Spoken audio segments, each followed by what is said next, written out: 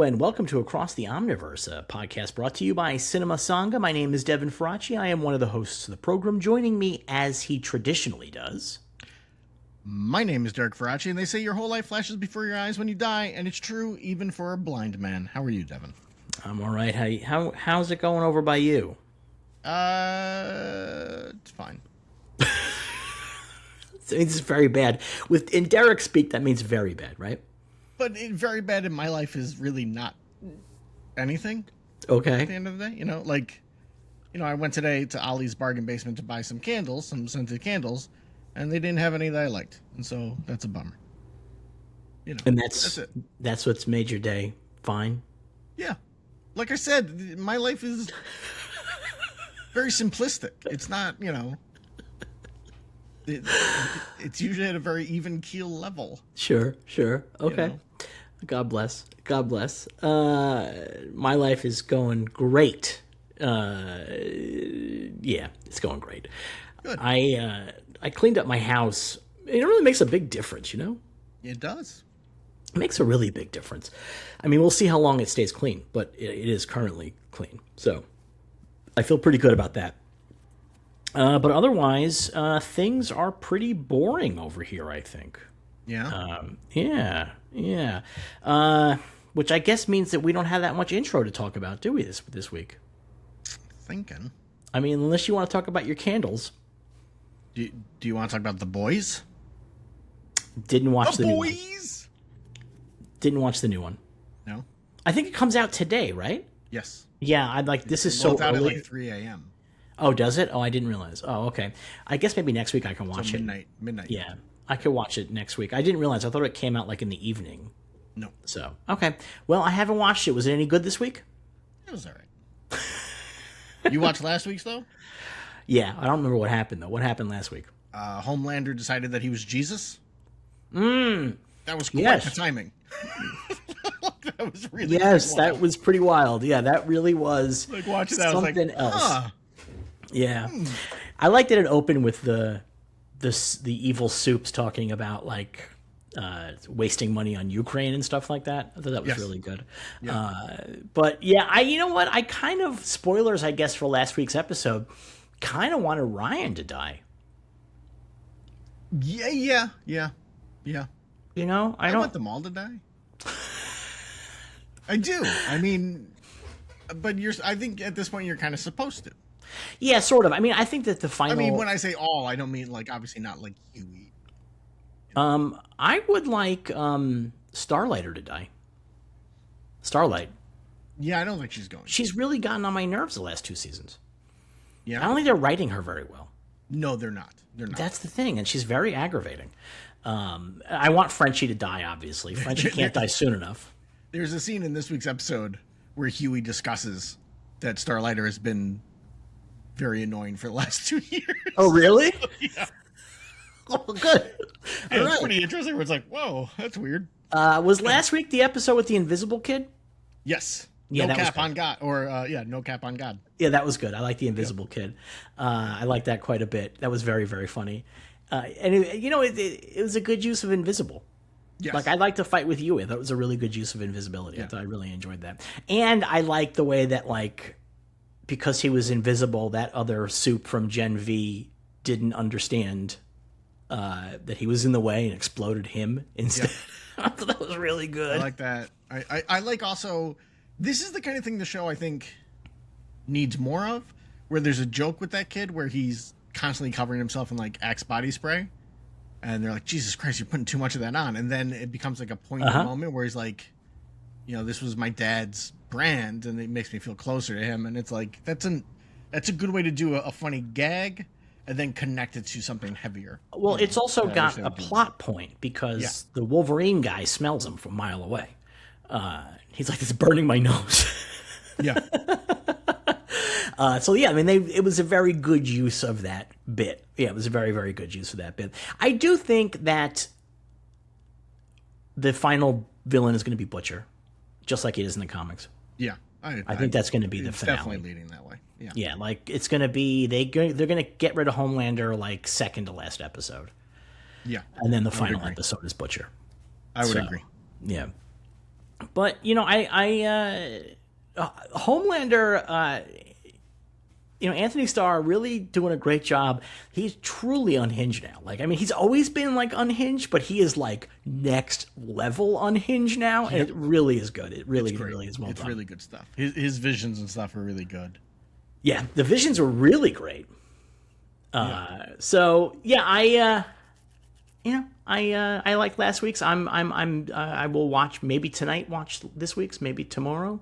Maybe over the weekend. Who knows? You can't pin me down. I want to warn you right now. Yeah. This week's episode, more Frenchie than you're gonna want. I don't want any Frenchie. So. And we can't discuss it right now because you haven't seen it. But a very confusing Frenchie sequence where I'm like, I don't understand how any of this works. All right. Well, maybe I missed something. I don't know. Is the confusing sequence that time no longer works correctly, just like it does on Daredevil Born Again? Because that was a discussion we had last week, and this continues. Week, I think it might be worse this week, actually. We'll discuss it when we get there, but there are moments in this episode where I'm like, wait a minute, what's going on? Where are people? When are people? Yeah. Wait, has Bullseye been laying on that floor for 2 days? Like, what is happening here? Like, what is going on? This episode takes place over the course of a week and 13 hours.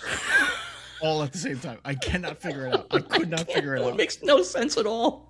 When at one point, when Daniel, I've been getting into it too early, but when Daniel says, what we did last night was crazy, I was like, hold on. All of this stuff has happened in like 12 hours? Are you fucking kidding me? Well, it's the premise that they're burying Vanessa like less than 8 hours after she died. Like, it's crazy. It's insane. All right, we got any news this week? We do. Marvel Studios is returning to Hall H at Comic-Con this summer. Good for them. So, they're trying to drum up some excitement. Yeah, I mean, that makes sense. They got, they're going to have stuff to show. That's the thing. Yeah. And they definitely do want to, I saw somebody, maybe it was on the Discord, did shared a meme, and it's that famous meme. It's that famous bit from 30 Rock where Alec Baldwin has the chart about how to make more money on TV, and it's like, through science or magic, make it be 2008 again. Yes. And they had that for Marvel, but make it be 2012 again. And like that kind of is where they're going. Like, well, this worked in 2012. Let's do it again right now. Yeah. Yeah.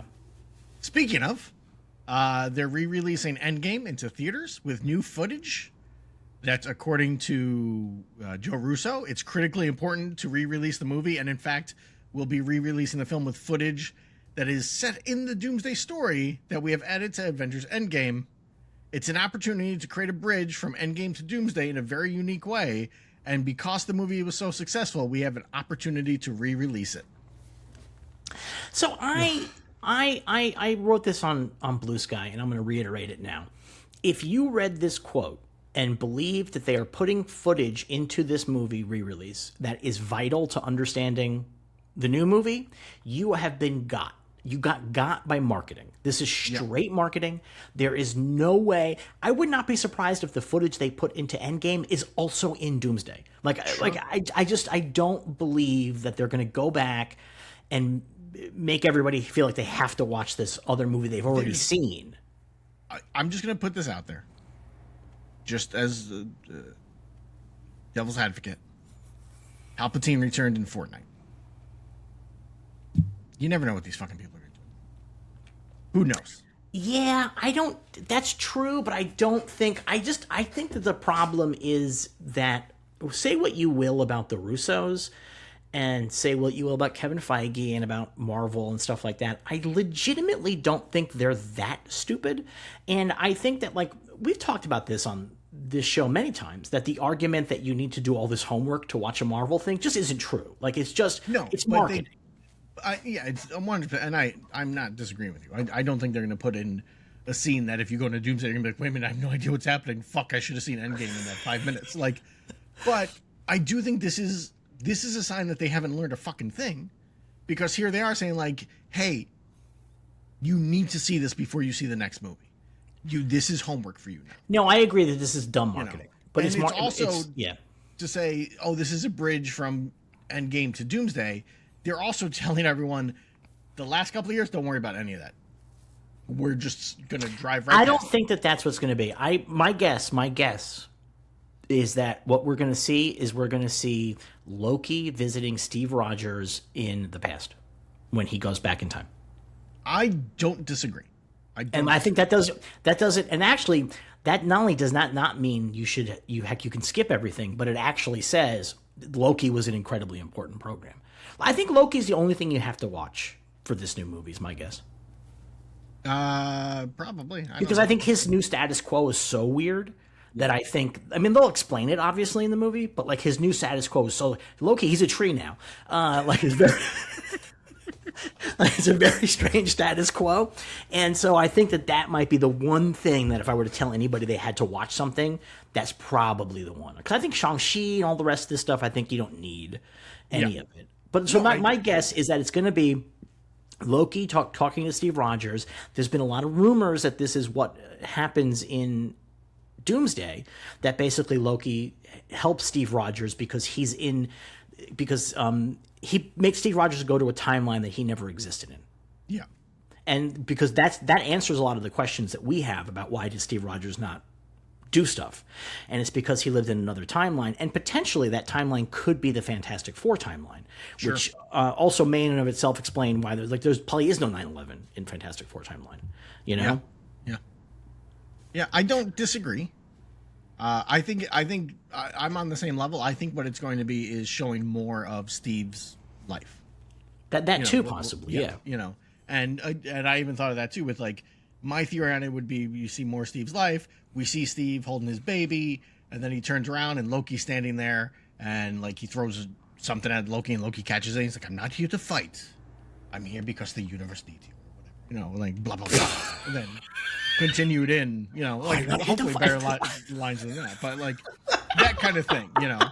That has such energy when you go on Reddit and people are like writing how they would have done it, and they like write extreme like all this dialogue, and you're like, buddy, stop it, buddy. You're not a screenwriter. But I think what you did though that was special was you had that accent. That was you gotta do the Loki accent. Yeah. I think that's what Loki is. Like Loki, it'll end with Loki appearing in front of him and be like, hey, bad things are happening or whatever. Yeah. No, maybe even like Loki beat up, right? Like Loki. Maybe. I think it's just going to be something as simple as like setting up that Loki has shunted him off into a different timeline, which will be the Fantastic Four timeline. Yeah. That's my guess. I mean, that's been the big rumor, and it actually makes a lot of sense. It doesn't feel too fan servicey. It feels reasonable. Because I think by now everybody realizes that Cap should have stopped 9/11. I think that's the thing. The best thing I've seen about it was somebody said it's going to be a scene where Cap's getting ready to go back in time and put all the Infinity Stones back to where they were before they took them, and someone is going to say, "So you're going to be able to bring Natalie back?" And he'll go, "Hey, shut the fuck up," and then just leave. That's it. Oh man! Man! So yeah, I mean, I think it's all marketing, and there's like a real. I mean, obviously, it's everybody's fault. It's the studio's fault because they market the way they do. But I'm always surprised at people who have been following this stuff for a decade or more who still fall for the marketing stuff every single time. They always do. Like it's like, why would they? So well, he said it, so it must. No, that's just no. They're selling you. You know, people have voted for Trump 3 times. I don't know. Falling for Marvel marketing is far less hurtful to the universe, in my opinion. I mean, that's true. It doesn't really hurt anybody except yourself. You're making yourself miserable. That's it. Yeah. And I suppose worst comes to worst, you go see Endgame and have a good time in the theater. You know, there you go. Yeah, I mean, I might go see Endgame in the theater again. I have A-list. Sure, yeah. You know, it doesn't cost me anything except 4.5 hours of my life. No. You'll be able to see it in Infinity Vision. Exactly. You know, I don't like that one very much, but I liked it better when I watched it in theaters, and I suspect that I will once again enjoy it better in theaters. It's not a good movie.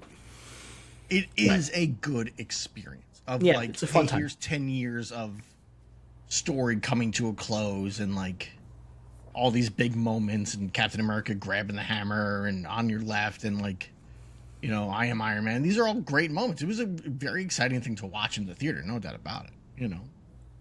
But it is and in many ways, rightfully so, most of the movie is a a victory lap of being like, look what we pulled off over the last 10 years. Yeah. I don't blame them. Yeah, it's like largely a clip show.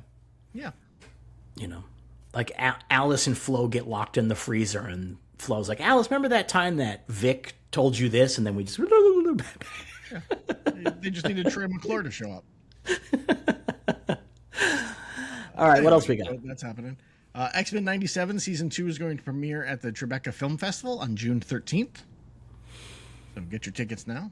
I do want to say something to everybody at home, which is, if you're like, wow, why is this cartoon debuting at a film festival? The answer is because like Tribeca is like a weird one, and it's not like they have most... a TV night or something. That's been happening. More and more festivals are adding TV, so that's been a common addition to this stuff. But also, I think that like South by does TV, and I think Sundance did some TV recently. But I think that this is the kind of thing like where Tribeca is not that prestigious. It's a little, it's like nice, but it's not one of the great ones. So okay. But you know what? Good. I'm glad. So we have a sense of when that show is going to start, because it's going to start after that premiere, but it won't be too long after that premiere. No, I would imagine. I don't know when June 13th is, but maybe the same week or the week after. Yeah, I would say so. That makes a lot of sense. Yeah. Well, that means we're going to roll right from Spider Noir into X-Men 97. Perfect. What is June 13th? June 13th is a Saturday. Yeah, I mean, it might be like that Tuesday or Wednesday, whenever the show starts coming out. All right, what else we got? Catherine Newton is returning to play Cassie Lang in Avengers Doomsday. She put up like a little video or photo. That's exciting. It was a video. It was an unboxing. She got a box, and in the box was the director's chair for Doomsday with her name on the back of it. I don't know why. It's a small director's chair. Yeah, it's a small one. Yeah, I don't know why she's being announced now. Because they're doing reshoots and they probably just added her? I don't think they just added her, though. That's the thing. I don't know. Because there's also rumors that all of a sudden that Kamala Khan's going to be in the movie. But I don't think it's all of a sudden. I think... So here's the deal. There was Secret Wars art that was leaked, and then we were told it was fake. But after CinemaCon, it's quite clear that it's not fake. Yeah. It's like nailed Doom, like it nailed elements also of the trailer that they showed are like nailed in it. So it's clearly not fake. And one of the things in that are the Young Avengers at a tavern. So it seems to me like... But that might be Secret Wars, where this is Doomsday. Maybe they were in Secret Wars, but not Doomsday, and now they're going to be in Doomsday to set them up for Secret Wars. They might be doing that. They might have looked at the edit they have, and they go, we need to have these characters introduced. We should really set them up now. A little bit more now, yeah. I mean, that's very reasonable. That's possible. But I don't think that if they're adding them, I don't think they're adding them in a significant way, is my guess. I would imagine not. No, I would imagine not. Like a scene or two, Yeah, that would be my guess on the matter. Yeah, we'll find out. Well, you know what? Kamala Khan's going to be in San Francisco, right? Or is she in Los Angeles? That was in Daredevil Season 1. We specified that she was, remember? Because Daredevil went to her parents' house for dinner? No. You don't remember that? I remember Daredevil meeting her dad at the bank. Didn't they go to dinner? Or no? He goes to She-Hulk's family's house. Oh, okay. So I got that confused. He's going to everybody's family's house. Well, he mentions that his daughter is on the West Coast right now in that episode. I believe he does, yes. Yeah, he definitely does. I remember that. That I remember. I don't remember other pieces of it. Boy, Daredevil just meets everybody's family, huh? Hey, he's a family guy. That's really interesting. He's the only person who's met everybody's family so far. He's the only character who can run around in, like, Doomsday and Secret Wars and be like, say hi to your mom for me. And, like, I mean, it's nice. Yeah. In other casting news, Andre Royo has been cast in Man of Tomorrow. Great Bubbles from The Wire. Robbed of an Emmy on that program, I believe. That program is robbed of many awards. I would agree with that. Yeah. I would agree with that. There's insane fan speculation about who he's playing. Let me guess. Martian Manhunter. Yes, because he's a black guy. He's a black guy. Yep. What other aliens can he play where they would have CG over him? I just don't understand. Like, that just seems like such a wild ass choice. I mean, maybe it is, but like, how old is he? Like 80? Like, he's not a young guy. He's got to be in his like mid to late 60s at least. Yeah, he's not a young dude. It's just like, it's so funny how the fan base, as soon as a black person gets cast in one of these things, like, gotta be Martian Manhunter, gotta be Martian Manhunter. He may not even be a superhero. Who knows? Like, 57. He's younger than I thought. Oh, he's yeah. Still probably older than you want to cast her. Yeah, you don't want that. Like, and this, I'm sure there's plenty of characters he could be. You know what I mean? Like, it could be just a fucking guy who's in the movie who it does not have a DC Comics counterpart, but who's like a character in the movie. You know, a government agent. You know, somebody else that exists. What if he's just Bubbles? What if he's just a crack addict who's getting copper wire? And Superman's like, come on, Bubbles, we talked about this. Exactly. Come on. He's like, I know, Superman. I know. Guy Gardner's his new white boy helper. Remember that dumb kid that he had as his little protege? Yeah, that's gonna be Guy Gardner in this. Yeah, I like it. Guy's gonna be able to really strip those copper wires out, no problem. Yeah, I like it. They're in the fort, the Hall of Justice, taking all the copper out of there. That'd be so funny. That would be so funny. Selling off that mural of all the heroes. Oh, that'd be so good. All right, what else we got? We got a trailer for Evil Dead Burn. So here's the thing. Why is this an anthology franchise now? I don't know. Good. I mean, look. I have not liked an Evil Dead movie since Army of Darkness. I think they've all become very very run-of-the-mill horror movies, where Sam Raimi gave a little oomph to them, but at the same time, Sam Raimi gets to make his franchise into something that will grow beyond and make him a lot of money. Good for him. No problem. I'm happy for him. I'm not begrudging Sam any money that he makes, even though he's a Republican. Also, that all of these are always made by up and coming filmmakers. No, and I like that too. But the thing is I feel like there was when they made the Evil Dead remake, or reboot or whatever it is, they were like, let's go back to the first Evil Dead, which was the mean one. But the thing is that's not. Most people, that's not their favorite Evil Dead. Evil Dead 2 is most people's favorite Evil Dead. I would argue most people have not seen Evil Dead. The Evil Dead as it's... Yeah. No, I would say that's actually very true. Because Evil Dead 2 is just a remake of The Evil Dead. I mean, it's the whole first 30 minutes. They just blow through the whole movie. And if you've seen Evil Dead 2, and then you're like, I'm going to watch the first one, and halfway through, you're going to be like, I just watched this. I mean, I just watched this. Also, but this isn't funny at all. But I think that's the thing that I think is missing from these Evil Deads is that they're all the marketing copy for this new one, Evil Dead Burn. What are we doing? We're just putting words at the ends of titles now. It doesn't even have a colon. It's just Evil Dead Burn. But anyway, it's the most terrifying Evil Dead yet. And I'm I don't know that I really want, I just love Evil Dead 2 so much. Yeah. And I love having Ash running through those first 3 movies. And I love the goofiness, the goriness, the joyful goriness and violence of Evil Dead 2. I like the Evil Dead also. I mean, I saw that when I was way too young to see it, that back when Stephen King blurbed it. But I don't understand why we are in the third one that's hey, remember, they're just I don't get it. I just don't. I mean, God bless people who like them, but yeah, I really did not like the Evil Dead remake, especially because I think that the tree rape, it was just so I mean, this is a wild thing to say about a tree rape, but it was so tastelessly done. I mean, it was also tastelessly done in the original Evil Dead, so. But the thing about the original Evil Dead, I think there's something about the fact that, one, these are a bunch of kids making a movie in the woods, with like getting money from dentists, right? Like there's like something different, like they're making an exploitation movie that they are trying to sell and stuff like that. So they're throwing in heavy elements. But by the time you get to the remake and we have now, this is like one of the most defining scenes of Evil Dead. We're going to really recreate it for hardcore this time. And I'm like, no, I don't think that that's actually one of the most iconic moments of the Evil Dead movies. I don't. And I mean, like it's not. I like the first one. Like I'm not saying I don't like it or I don't like that scene in the first one. I just feel like, I don't know, like everybody's taking the wrong vibe. I don't know. It's all the wrong vibe to me. Yeah, I mean, the Deadites aren't fun in these movies. You know? So it's boring. It's just like weird zombie shit, basically. Yeah. You know, it's not as much. I want to see them do the dance and like say stuff, you know? Swallow your soul, swallow your soul.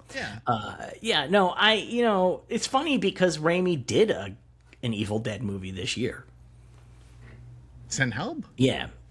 It's got no, but it has that vibe of joyful, gleeful violence. Oh yes, I mean it's got that like that's the vibe. You know what I mean? Yeah, and that's the thing. And then I don't know. It just seems weird to me. It's turning Evil Dead into a semi-generic horror. I mean, I think they're very generic, and that's yeah. Like they feel like Screen Gems, wasn't that what that company was called? Mm-hmm. That did all the horror movies in like the 90s. Mm-hmm. It feels like that kind of thing. It's like, it's gonna have like a rap metal soundtrack. That's popular again. Is it? Okay. It is. Yeah, the kids love it. Didn't you see the second season of The Rehearsal? Yes, I did. I don't remember that being a big part of it. What was Sully listening to while the plane crashed? Yeah, but Sully wasn't. Hey, he's not a kid. No, I know I'm saying though, but like that has like Evanescence has like made a comeback in the wake of that. I mean, I think it was already happening, but like that really, like that song really came back because of The Rehearsal season 2. Really? Yeah, and that's like one of the best jokes in The Rehearsal season 2. It's so fucking good. It's so fucking good. Man, remember how crazy that season was? That was insane. Insane. Like, and then the end where he's really flying a fucking jet, like it's could not believe it. Still struggle to believe it. There's still moments where I'm like, that had to be fake. That had to all have been fake. There's no way. No way.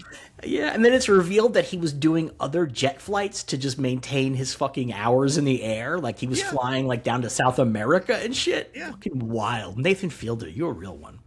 And he wouldn't look at the answers to his autism test because he was afraid. That's right. So good. It was crazy. It was crazy. So good. Yeah.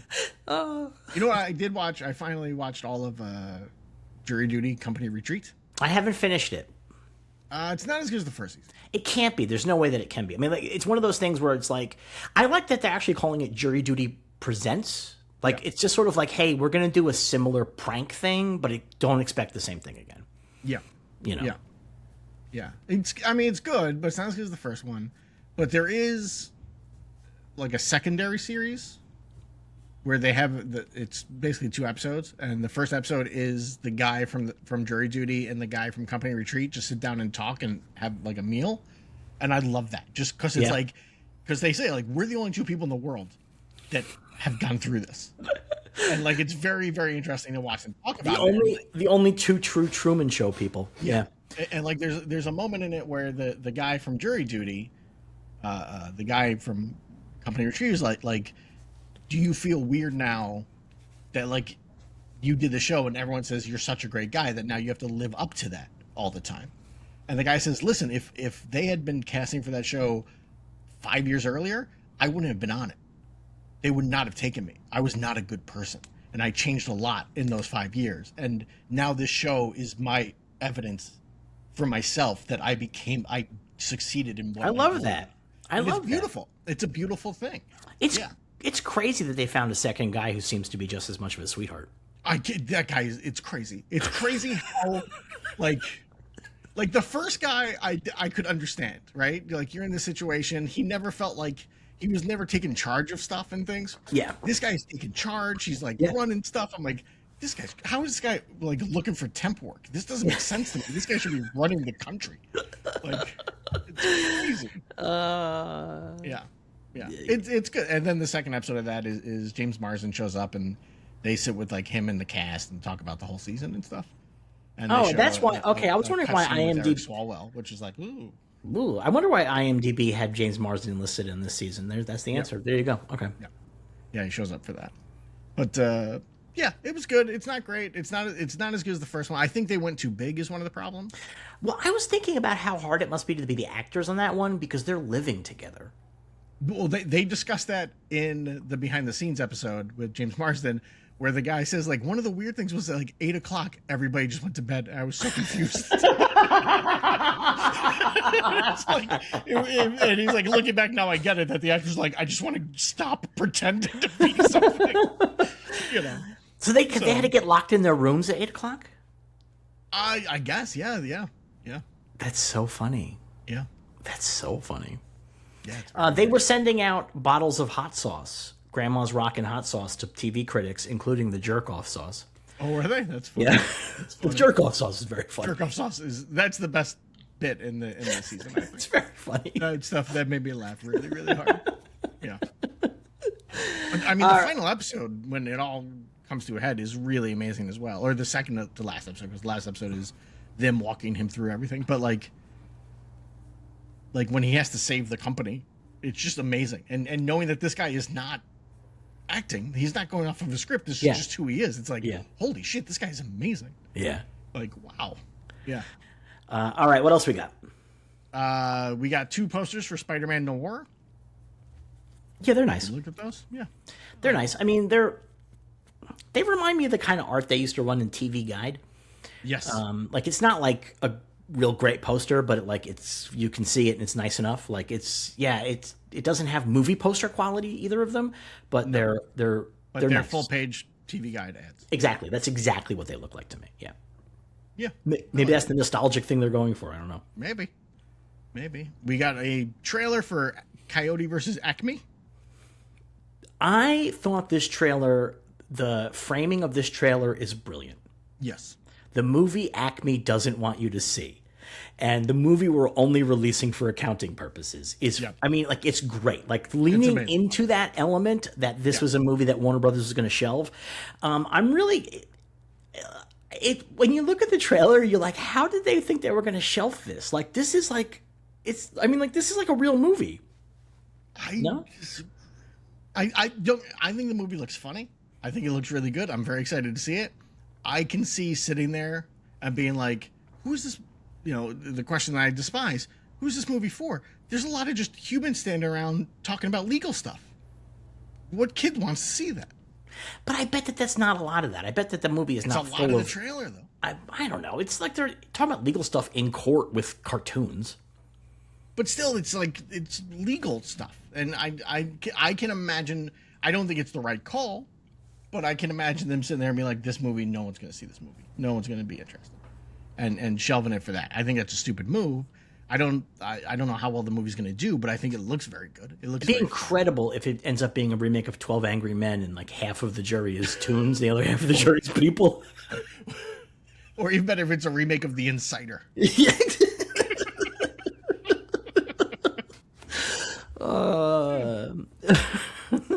Michael Mann's Coyote versus Acme. I thought it looked good. I liked it a lot. It looked really funny to me. I thought it looked very funny, and I'm excited for it. I'm looking forward to it. And I think also the thing that you're clocking about, a lot of legal stuff. I don't think there's a lot of legal stuff, but even beyond that, I think they're trying to establish what the movie's about to tell people this is a movie about something, as opposed to like, here's a bunch of generic images of cartoons and people interacting, doing bits. I think they're trying to say this is a movie that has a story, and they're trying to let people understand that. It's probably, as far as I know, I could be very wrong because I have not seen the Space Jam remake, which maybe that's part of the reason they shelved it too, is that movie did not do well. But so I've not seen that, so I don't know how long it's been since they've done this kind of joke in a Looney Tunes thing, but that there's a fuck me, fuck you joke in it is pretty surprising. I was shocked by that. Daffy Duck. I was like, wow, really? That made me laugh. All right, what else we got? Finally, we got a poster and a trailer for Clayface. I like the poster a lot. I did not like the trailer very much. I thought the trailer was good. I did not like it. First of all, Why are we still doing slow down, sad versions of songs, especially a song that already has like a heavy emotional element to it? Yeah. You know what I mean? Like, give me a fucking break. And this trailer makes me very concerned that we are not going to see this guy do Clayface stuff very much. I don't know. In the trailer, they show him making his hand into a mace. We see that in Shadow. Yeah. That's the problem. But I think that's what we're seeing right here. Who knows? Who knows? But the movie's cheap, and I'm just like very concerned that we're gonna watch a whole movie where it's. I mean, which is like I'm all about your Universal monster movies, like where that's like the vibe, you know. But like also it's 2026, and I'm not. You know, like I want like I can have that for a scene. I do not want the entire movie to be this guy going off screen and somebody going, "No, your hand has become a knife." Now he's stabbing me. Now he's stabbing me with his other hand. Yeah. I do not want that. I do not want that. So yeah, I'm a little concerned. I'm a little also like I don't know. I thought it was maybe a little too emo. It's very emo. Yeah. Like I don't really care about Clayface's inner turmoil. I honestly don't. We'll see. I thought it was a fine trailer. It's not a great trailer. It's a good trailer. So like I watched. I was like, yeah, I would want to see this movie even if it wasn't a DC movie. You know, and I really need people to come up with better taglines because this one's like "Look fear in the face," right? Is that what the tagline is over the end? Look, fear, and it's like this is not good. You didn't put had a better tagline that they put out yesterday. That was like, "I love you, I am you, I will be you," and like that's interesting because he can transform into other people and stuff. Like that's interesting. Or something like that. But yeah, look fear in the face. That's not very interesting. But the thing is, they all do these trailer bits where the whole log, the tagline has to be like doable in one word at a time. And I'm like, fuck this. Stop doing this. Give me like really good fucking taglines if you're gonna do that. You know, or just have it say, "This is our tagline." That would have been great for the Police Squad movie. This summer, one man is going to have a hard time with his looks. You thought your skincare regime was tough. There's a shot of him like melting in the street and cuts to like some lady with her kid and he's like, "That's why you have to wear sunscreen."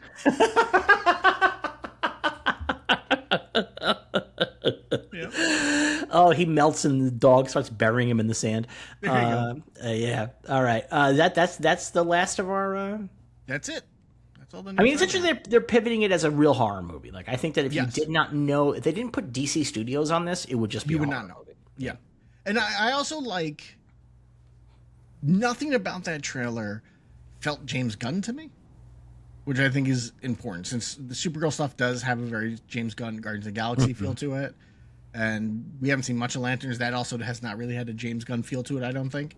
So I think it's good to see like something coming from DC movie-wise that does not feel like James Gunn's got his fingers all over. You know, Buddy Todd made a point on the Discord, and it was, why is every DC thing that's not Superman hard R? That does annoy me. Yes, I've discussed that, but that is... It's a little weird at this point. We're really getting to a place like, okay. Everyone. There's just two, like out of like 6 things they've put out, only 2 of them your kids can watch. Yeah, which I've brought up in the past that I'm not a big fan of that. I don't like that. Well, it's funny, like once upon a time when it was like Creature Commandos, Peacemaker, Superman, it's like, oh, whatever. But now it just feels like now we know Lanterns is like a hard R. We're like, oh, okay, I guess. I don't really know why you're doing that, but sure. I literally have no idea why that's got to be a hard R. Why they have to have the F word in that one is beyond me. Like, I honestly don't know. I have no idea. Like, I think a PG-13 amount of swearing is fine for that. Yeah, I would think so. But, you know, I don't know. I really... I appreciate the idea of, like, hey, not everything's going to be the same in the DCU. Everyone's going to be able to do the projects the way they want to do them. But if everybody's like, my hero fucks, like, all right, great. Like, you know, I'd really like it if we could have, you know, Green Lanterns that kids can enjoy too. Yeah, it would be, or even like, yeah, it would just, it feels weird. It feels really, really weird. Because especially when it's like, Guy Gardner's going to show up in Lanterns, and Nathan Fillion's like, I say fucking that more than I've ever said in my career. And it's like, why? Why? What is the reasoning behind that? Like, why is Green Lantern being made only for adults? What purpose? Like, why can you not do like you said, like, why can it not be a PG-13 and still be about a crime, like a murder mystery? Like, it's that's the thing, is that you could do a really, and I feel like a grandpa saying this, but like, yeah, I don't know. Wouldn't it be funny to take it back to The Wire if the reason why he says fuck more times in this show than he ever has is because they remake that scene from The Wire where fucking McNulty walk into a homicide scene and they're like, fuck. Like, it's just the only dialogue is fuck. That's like one of my favorite scenes in television history, by the way. It's an amazing scene. It's so fucking good. It's so good. And it really does point out that the word fuck is the single most useful word in the English language. Yes. The most useful word in the English language, without even a doubt. That's something where I would love to be able to go back and just sit in the writer's room as they work that one out and figured out each way to say fuck to mean different things. Exactly. Like, that had to be an amazing day. But maybe they're redoing that scene. Maybe. I mean, that would actually be amazing. And then Bubble shows up. All right, that's our news for this week. Do we have any letters this week? We do. Randy says, "Hey guys, love the podcast." Thanks, Randy. Question: if either of you have checked out Primal on Adult Swim / HBO Max. The animation, while limited, is incredible, and would love to get your thoughts on it or Genndy Tartakovsky's non-Clone Wars work in general. You go first. I have not watched it. I've never been a big Tartakovsky guy. He's never really done it for me. Yeah, I think Randy's not going to love our answers on this particular episode because I have also not watched Primal, and I watched Samurai Jack for a while, but I watched some of it. It just never did it for me. I mean, it was good. I liked it, but yeah, it never. I get why really, people like it. It's just not. Yeah, it's just kind of not my speed. Like, it's really well done, obviously. It's just not quite my speed. And I did not really watch a lot of his Clone Wars stuff either because, again, it was just not really my speed. It was just not my vibe. And but again, like, it's clearly incredibly well done. Yes, and the guy's like, it's clearly right, talented. And I'm not going to sit here and be like, oh, well, it's bad because no, it just is not for me. And so that's why I have not watched Primal, which, I mean, everybody I know who's watched it loves it. I have friends in group chats who are like, holy shit, Primal. And I'm like, well, okay. Yep. I feel the same. Hey, speaking of people in group chats saying, holy shit, my group chat has been talking about Margot's Got Money Troubles. Have you watched that? I watched 2 or 3 episodes. How many did they put out last week? 3 episodes. The 4th one just aired. Okay, yeah, so I watched 3. What'd you think? It's good. I like it a lot. I like it a lot. And I think Elle Fanning is great. Oh, she's fantastic. Also, I think Michelle Pfeiffer's going to win an Emmy for this. I really appreciate that they are playing into the fact that Michelle Pfeiffer has gotten some plastic surgery over the years. Yeah, I mean, but I also like really interesting is that she is supposed to be the same age as what's his name? Is she Nick Offerman? Yeah, I mean they had a kid together, but that doesn't mean they're the same age. Yeah, but one assumes that they're like within the same age. Like, that's like the assumption, unless the show says otherwise. But I like that an older woman gets to play the love interest to a guy who's, now an old man, but would have been younger than her, or they're playing her at younger or whatever. I like that. Like, they're not playing her at her real age. I mean, no, I guess they're not. But like, they're definitely not. They're just definitely not. Like, there's no way. Because, like, if they were playing her real age, she would have been like in her 40s when she gave birth to Elle. Yeah. And I think that would just not work. I think that she probably was in her 30s when, or her 20s, like, because she was working at Hooters, right? So that really kind of gives you a sense of like an age cap on how old she could be back then. Sure. Yeah. Because it's not like Hooters are like That's not a retirement plan. Working at Hooters, they definitely don't want to keep you around well into your 40s. No, that's not their vibe. Are they still around?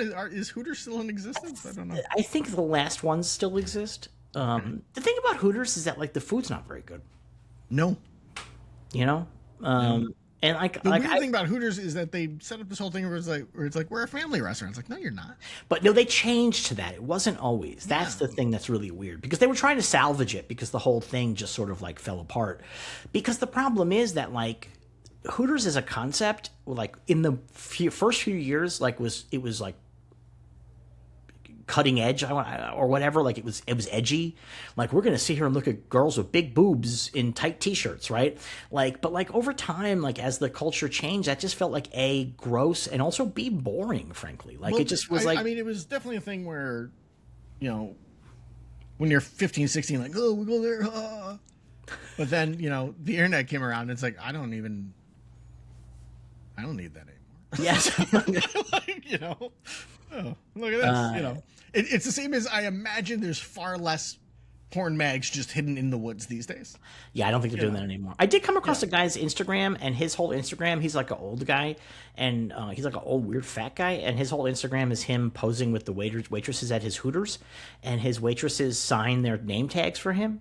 Okay. And it's like really weird. It's like really like deeply weird, and you can't. I don't know tell. Why you're putting my Instagram on blast like that. Like, you can't tell how the women feel about him, but like it looks like they think he's sweet. You know what I mean? Like, they don't look like they're creeped out in the pictures. And Instagram every now and again just gives them to me. Like, it just puts them in my feed. Algorithm. Yeah. There's also a guy that it puts in my feed sometimes who's married to a sex doll. I'm very concerned about your algorithm. The stuff my algorithm is resharing on Instagram lately. Horrible. My algorithm is such a nightmare right now. The guy I did it to myself. Fucking time travel, but we haven't been to the moon. And I'm like, what? The one that I shared that was my favorite was the one where the guy's like, the medical establishment tells you not to look at the sun. It's like, what the fuck, bro? It's nuts. People didn't need glasses until like 1927 or something like that. Yeah, it's so good. It's like, it's absolute insanity. True insanity. And then sometimes you can't always tell if they're kidding or not. And then you go look through the rest of the videos and go, oh, they're not kidding. There was a whole one that I was going to share, but I decided that I didn't want to, because it was about the urine loop. And the idea is that the ultimate way to live is to drink every drop of your own urine, and that you don't even need other water. If you're feeling like you need more water, eat fruits. And he's like, I keep urine aging in jars that I use for skincare. And I'm like, what does this guy smell like? I can't even imagine what this, like, there are people, like, there's like a urine subreddit, like they wash their hair with urine and stuff like that. It's nuts. There's an episode of Red Letter Media where they watch a video about that kind of stuff. Yeah. And the grossest part is one person's like, I put it in my eyes. It helps clean them. And it's like, oh my God, no. Yep. Like, they're pissing in their own eyes. Yeah. It's really weird, man. Like, it's really weird. And like, it's a pretty big, there's like it's not an insignificant following on these Instagram accounts. Like, they're reasonable numbers of people. If anything, the internet has shown us there's far more unsettling people in the world than you realize. See, I don't think that that's the case. I think what the internet has shown us, I think those unsettling people were always there, obviously, but I think that they are able to infect more people with their unsettling weirdness. People who I think would not be drinking urine if there was no internet, they would just be like a weirdo. But like, because they come across this Instagram page of somebody who's like, oh, I've been drinking urine for 10 years and I've never been healthier. Like, there are people that just like fall for that shit. Like, you know, and so like, I think that that's a lot of what you're seeing is like people who are weak-minded falling for all kinds of stuff. Yeah. But, you know, I almost bought a Korean face mask, skincare face mask off of Instagram. So who am I to say? I came very close. And I was like, no, I can't do this. I cannot cross this line. I have bought t-shirts off of Instagram though. Sure, I get advertised t-shirts and I'll buy t-shirts. I'm not kidding though. Like, I was looking at the reels you were putting up yesterday with the guy who's like, the pictures of Mars are fake. Mm-hmm. Yeah. They have time travel. And then the lady who's like, cathedrals are energy receptors or whatever. And I was like, right now he's putting these up because he thinks it's funny. In 2 to 3 weeks, I'm terrified he's going to be making his own. You know. We'll see where you are. Hey, Randy, so we got to urine therapy, so we didn't watch Primal, but we got to urine therapy. I literally put in 4 emails because I was like, this Randy's is going to be done in 2 seconds. And I want to make sure he gets his time, but we're not going to have much to say. Turns out, Randy, your question took us on a very interesting path. Thank you. All right, who's next? Scott says, I've been rewatching V and V The Final Battle along with you guys, and what has struck me is the drop in quality between the original and V The Final Battle. This may be a strange comparison, but it reminds me of the difference between Superman 1978 and Superman 2. As a kid, I felt the original Superman was a little boring and the sequel was much better, and it was the same with V. As an adult, it becomes clear that for both, the original is superior, and you appreciate the heart and theme they have, which you completely missed as a kid, and you can see just how much the sequels rev up the action and dumb down the story, and both to their detriment. Really, the only thing the Final Battle improved upon is the theme music. I love the Final Battle opening music, and it has been an earworm for me for 40 years. There's no question there. No, I always say questions or comments. Okay, well, I think that's not a strange comparison. I think it's actually a really good comparison because just like with Superman and Superman 2, the creative vision behind the movie basically disappeared. Yes. So like because like Kenneth Johnson was the guy behind V, and then when they wanted the sequel, they gave him such an insane turnaround time, and they didn't like his ideas that he quit, and so they brought somebody else in. And for Superman 2, they lost Donner. So they fired him. Well, they fired him. So it's not like they were like, shit, he was here a minute ago. Where'd he go? Like, they kicked him out. So, I mean, it's like a very similar kind of a thing, like where you made the sequel, but you don't have that visionary, for lack of a better term, element to it. And so you're trying to figure out what this guy did and how to like do it better or more exciting. And that was a big thing for NBC, is they did want more action in V The Final Battle because they were worried that people wanted Star Wars and they weren't getting Star Wars. Yep. So yeah. So I think that's actually a very good comparison. Yeah, I like it. Jason says, after you mentioned going back in time to take out Eddie Vedder and thus prevent Nickelback and other butt rock bands, what is your pop culture time travel do-over? Just pop culture, nothing serious like stopping a war. Devin will probably know if this was real, but if I recall hearing about an unproduced screenplay called Get Back about time travelers stopping John Lennon from meeting Yoko Ono. I think I'd go back to smooth things over between Sinatra and Peter Lawford and keep the Rat Pack together, then go to late 70s Chicago and stop Steve Dahl and the Disco Demolition Night Riot. I think those people were probably MAGA now. Anyway, thanks for all you do, and give my best to Gus. Thank you, Jason. I will give. Gus is right now sleeping on the bed behind me. So, the Disco Demolition Night is very interesting because a lot of the Disco Suck stuff was racism and homophobia.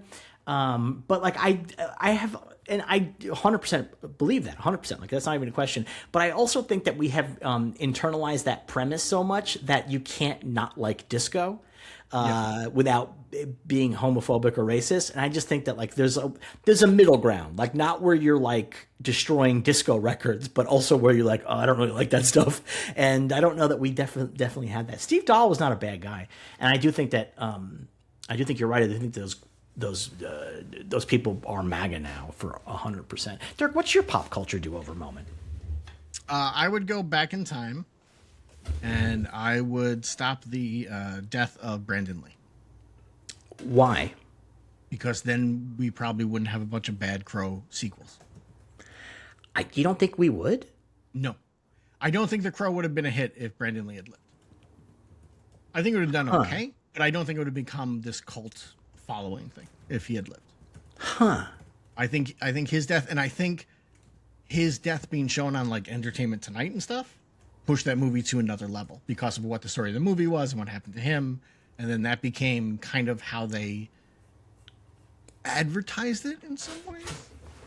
And I think that helped make the movie into a bigger thing than it probably should have been, because I also don't think it's a very good movie. And also he would be alive, and I think it's very sad that he died that way. That's interesting. I think that they would have made many more bad Crow movies. I legitimately do. I think that The Crow, with the soundtrack it had and stuff, I think it really hit like a little bit of the zeitgeist at the right moment. Maybe, but I mean, the Judgment Night soundtrack was really big, but nobody went to see Judgment Night. Yeah, but I think the aesthetic of The Crow is what really did it. People love the aesthetic. People find The Crow now who are younger, and they love the aesthetic of that movie. I mean, again, I think it would have been like a cult hit, but I don't think it would have been as big as it was, and I don't think we would have this ongoing drive to like resurrect it, if you will. And again, also, he would be alive. I think it's horrible how he died. Yeah, I mean that's so like it's funny because now you say that, now that making me wonder if mine should be going back in time and saving Anton Yelchin's life, because that was an awful way to die. He died the most horrible way I could, one of the most horrible ways I could imagine dying. Yeah, just slowly suffocating as he's pinned against this wall by his own. That one breaks my heart. He was such a good actor. Yeah, he's a good actor. Seemed like a nice guy, and like obviously nobody deserves to die like that, but like especially like that. That was just really, I was at Hollywood Forever, and I was near Anton Yelchin's grave, and his mom was there putting flowers on it. Oh.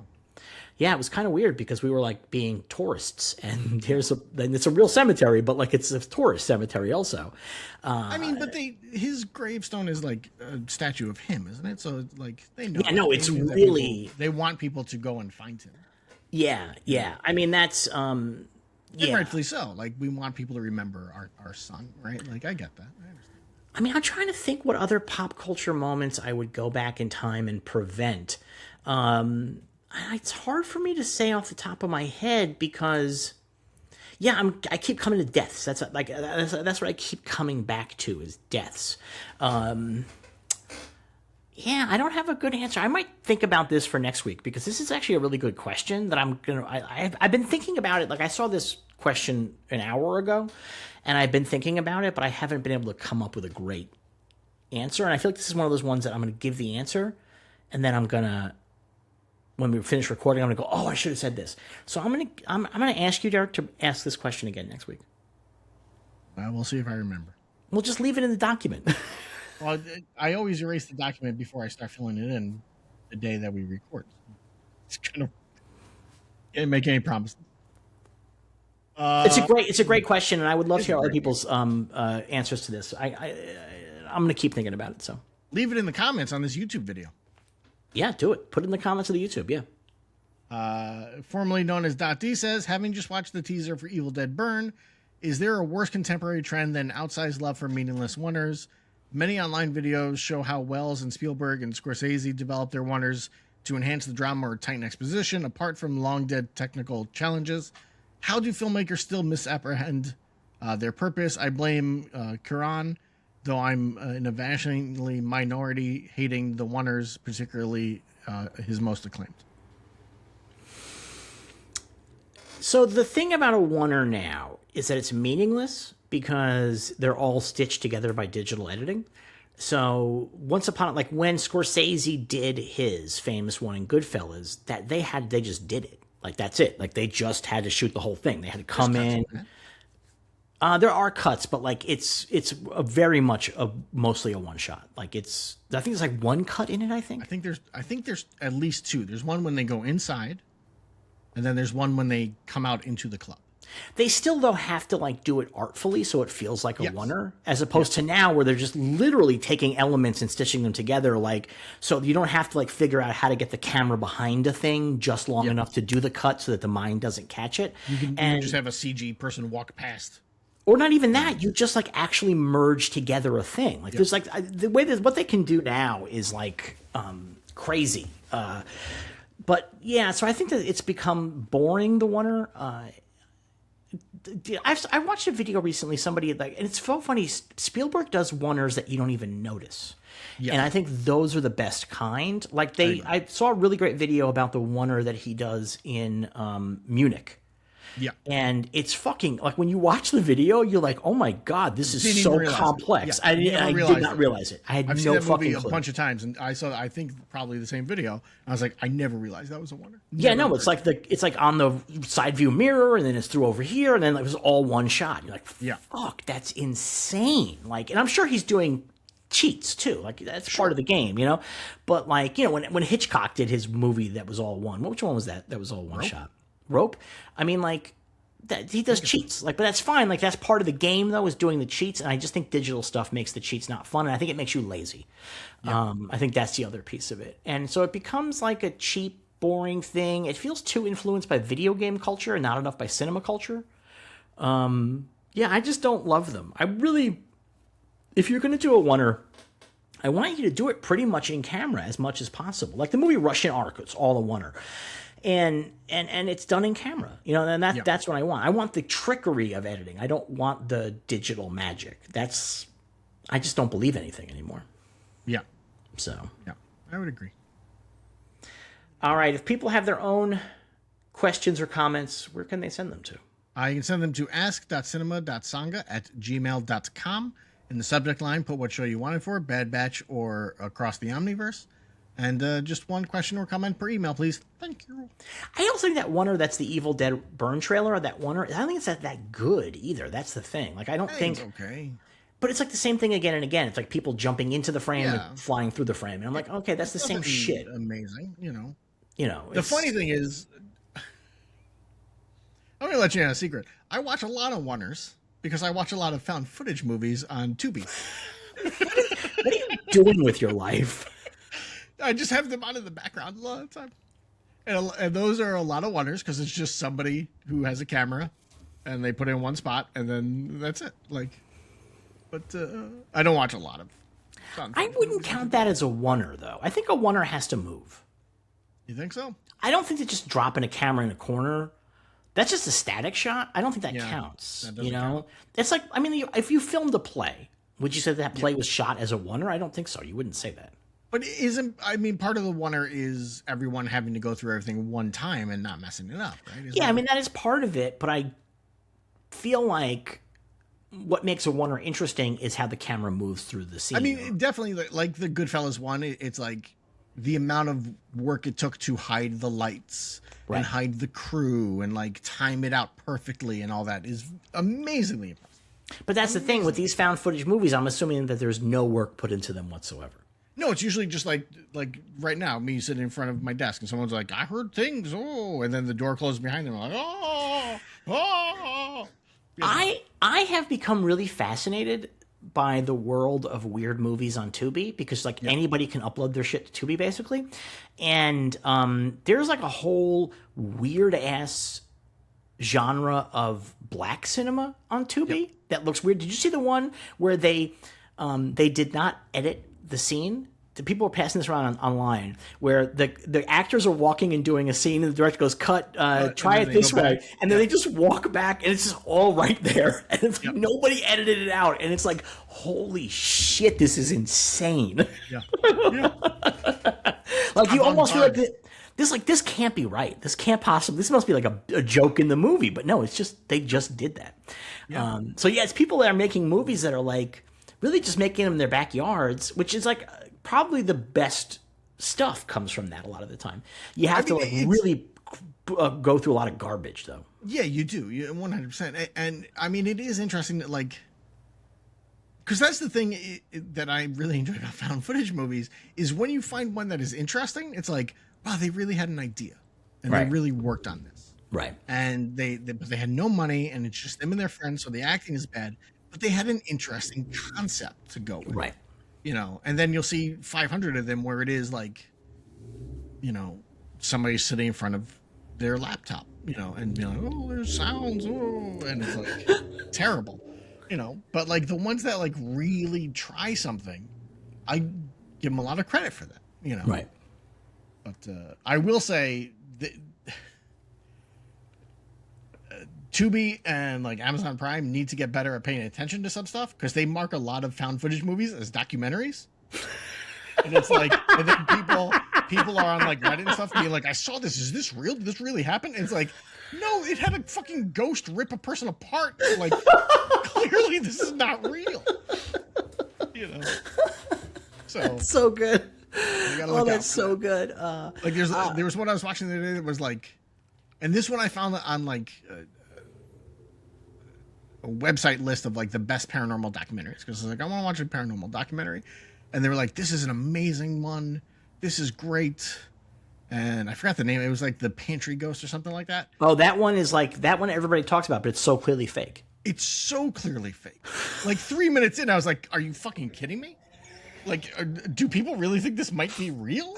Oh, they do. If you go on Reddit, people are arguing about it all the time. Yeah, that one, I don't know why that one is like so popular to argue about, but people, because I did the same thing. I did like, let me find paranormal documentaries. Yeah. And it turns out there are no good ones.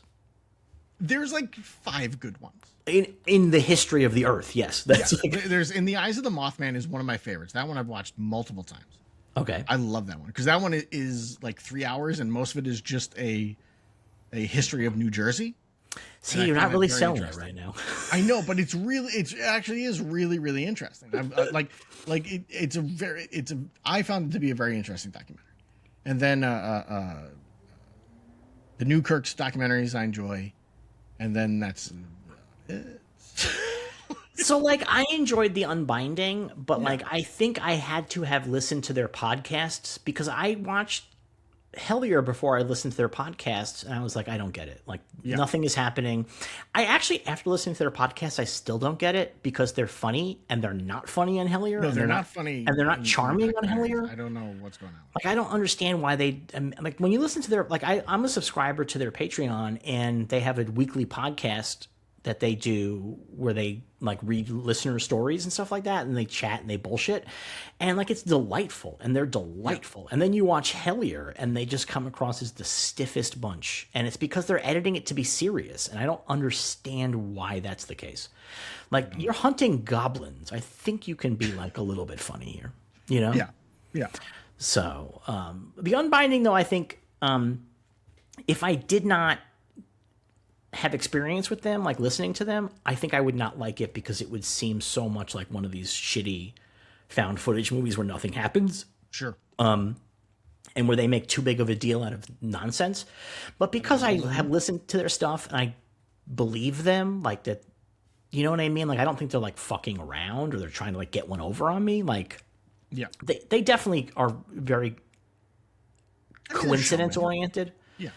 But yeah, I think, you know, I think they're coming from a good place, so that really helps when I watch The Unbinding, knowing, you know, especially when they're like reenacting the stories that happened with the statue, and I'm like, really? Were there white footprints, really? But you know what? Okay, Greg Dana, if you say it was, I'll believe it, or at least you believe that this person believed it when they said it to you. I'll accept that, you know. Yeah. So yeah. Anyway, total change of pace. You ready to talk about the next episode of Daredevil Born Again? I mean, it's paranormal because a lot happens in like 12 hours. So I said that never ends. I said on Blue Sky, like the fucking chronology is so fucked in this episode. I thought Kang was going to show up at the end and be like, I've destroyed the time stream. Like, what if at like the end of the episode, Daniel's like, what fucking day is it? I can't keep on my words. What's happening? What if it turns out that the Kingpin storyline is taking place on a spaceship that's going faster than light, and so it's all time dilation, and that's why the Daredevil storyline is taking place over a course of a week, and the Kingpin's over the course of 36 hours? It's actually just Interstellar. It's Daredevil, Interstellar. It's the only thing that makes any sense. It's insane. It is insane. All right, let's talk about it.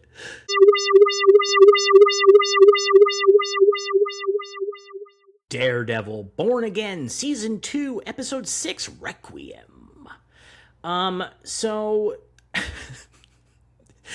the opening scene of this episode, I legitimately don't know who is writing this stuff. Like, I know it has the name of the person, but like, how does anybody like allow this script to make it to set where the doctor is like, she has gone forward into the great unknown, and I mean this endless shit. Like, I'm honored to have been here for this sad occasion with you. Like, she was the brightest light.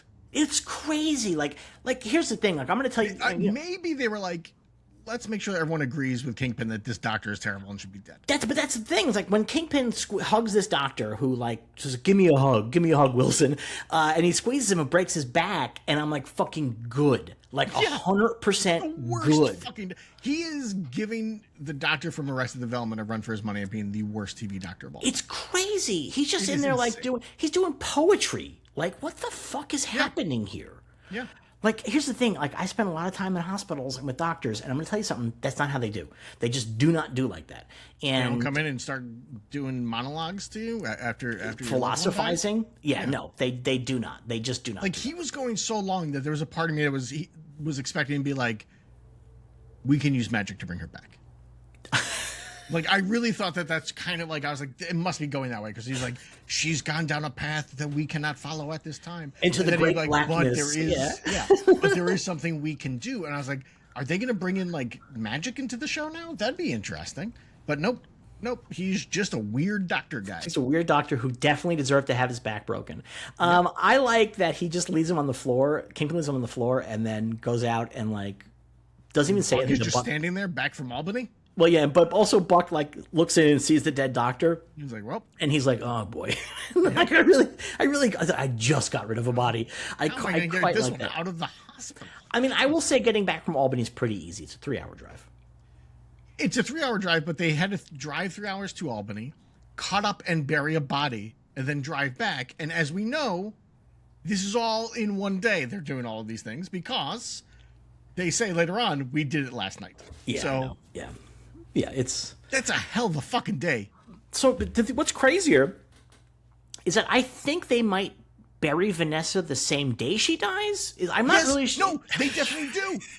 Because Daniel says at the event after the funeral, that's when he says what we did last night was crazy, and that's when I was like, hold on, this cannot be. The next fucking day, she died that morning. By noon, they buried her? I mean, like, if they were Jewish, they might get her in the ground the next day. That's actually very reasonable. I think they might try to get her in the ground that day. But they're not Jewish, as evidenced by not only is there a Catholic Mass, but it's a traditionalist Latin. Catholic Mass in Latin. So they're the same kind of Catholics that Mel Gibson is, I guess? I suppose, yeah. Because those at home... Well, no, because Vanessa's Greek, right? So it's probably Greek Orthodox? It's Catholic, my man. Oh, yeah, it Greek is. Orthodox looks different than that. Yeah, it doesn't have all the outfit. Yeah. Yeah, the Greek Orthodox looks different from that. Well, I guess when you're like, we have 22 minutes to plan this funeral, you just find a priest who can speak Greek, and you're like, good enough, or Latin, whatever you're speaking, you're like, it's close enough. So for those at home that don't understand why this is weird, for most of history, the Catholic Church did its Mass in Latin. And the reality of that meant that you would come to church as a regular person and have no fucking idea what the priest was saying the whole time. Just totally no idea. In fact, words like hocus pocus come from people being in Latin Mass and hearing Latin stuff and not understanding it, and it turning into that. In the 60s, the Vatican... What was that? I get on the bus. You get on the bus. In the 60s, the Vatican was like, hey, nobody knows what the fuck's going on. Like, once upon a time, that was a power move. Like, they wanted to keep the priests in charge of everybody's spirituality. But by then, it had changed. And so in Vatican II, the Second Great Vatican Meeting, they decided to do the Mass in your local language. And that has had a lot of blowback for the last 60 years, including, it's very popular now, conservative Catholics, especially people who have converted, fucking love the idea of the Latin Mass, but nobody does it. It doesn't really happen, and it's no longer sanctioned by the Vatican. Like, you're not supposed to do it, and so it's like really weird. And they just did it because like it was cool to have Latin. Sure. Do you know what I mean? That's why it's in the script. But it raises so many weird questions about the religion of Vanessa and Wilson Fisk. I suppose it does. I had not considered that. Yeah, no, it's like why was Mel Gibson not there? Like, there's, it's like really... he didn't have time to fly in. You know, he's like, oh, I can't. I'm editing Passion of the Christ 2. I can't. I'm sorry. So this is happening, and then Matt and Karen have Bullseye, and he's like knocked out still. Like, I don't even know, like, how long is that supposed to be? Like, it feels like it's all the same day. It's all the same day. It's all within like 5 hours. Because I can't remember if Vanessa died at night or in the day. We discussed this because it is light outside, and so but it's unclear if that's supposed to be just sort of the vibe. Do you know what I mean? Like, but let's say she died in the morning. Let's say she died like 4 a.m. I say would say 4 a.m. 6. as the sun's just coming up. Just All right, 5:30. 5:30. Okay. 5:30. She dies. By noon, they're having the funeral. Right? Like, so, that also fits in, I guess, with Daredevil. We saw him bring back Bullseye. Yeah. And then they lay him down on the cot, and then at some point they sit around for a while, and then somebody's like, oh, we should take his shirt off. Because it cuts away, and it cuts back, and now he's got no shirt. And they handcuff him and whatnot. So he's sitting there. He's unconscious. He's been bleeding this whole time. I get that. That's fine. But it's just the timing of all of this is very, very weird. And also we see Mr. Charles go into the place. The warehouse. He's going to look at the weapons. Because those weapons that Kingpin was supposed to move across the city, he's like sick of waiting for them to happen. So he went to go get it. But the warehouse is empty, and we see Bad Cop, head of the AVTF. He's got the weapons, and he's bringing them somewhere else. Which I meant, on my second viewing, I meant to double check. But I'm like, I think he's at the funeral at the same time? I think he might be. Yeah, I think he might be. Yeah. Yeah, but I'm not sure. It's really hard to say. At the end of it's like so weird because like the funeral like kind of ends and everybody just sits there while Kingpin gets up and walks out, but he leaves a rose on her casket, which again, another bit of rose imagery here. Yep. And it's hard to say, like, is this on purpose or not? Like, it's very hard to say. I think it is. I really think it is. You think so? Yeah. If they are not setting up the rose, they want us to think they're setting up the rose. They're having fun with the nerds. I mean, the problem is I feel like it's giving them more credit than I'm willing to do. Very plausible as well. Do you know what I mean? Like, it feels like it's more credit. Like, but it's been a lot of rose imagery this season, and but it's all been around Vanessa. No, because there was that bit where when the AVTF took out Daredevil's secret base and he's waiting for Karen. He's sitting in front of that place that has the rose. Yeah, so there's been rose imagery throughout. I mean, Vanessa has been a central part of it. And in the comics, it's Vanessa's kid. Yeah. Who's the rose. What do you think of the idea that Daniel is secretly Kingpin's kid? No, I don't buy it. Why not?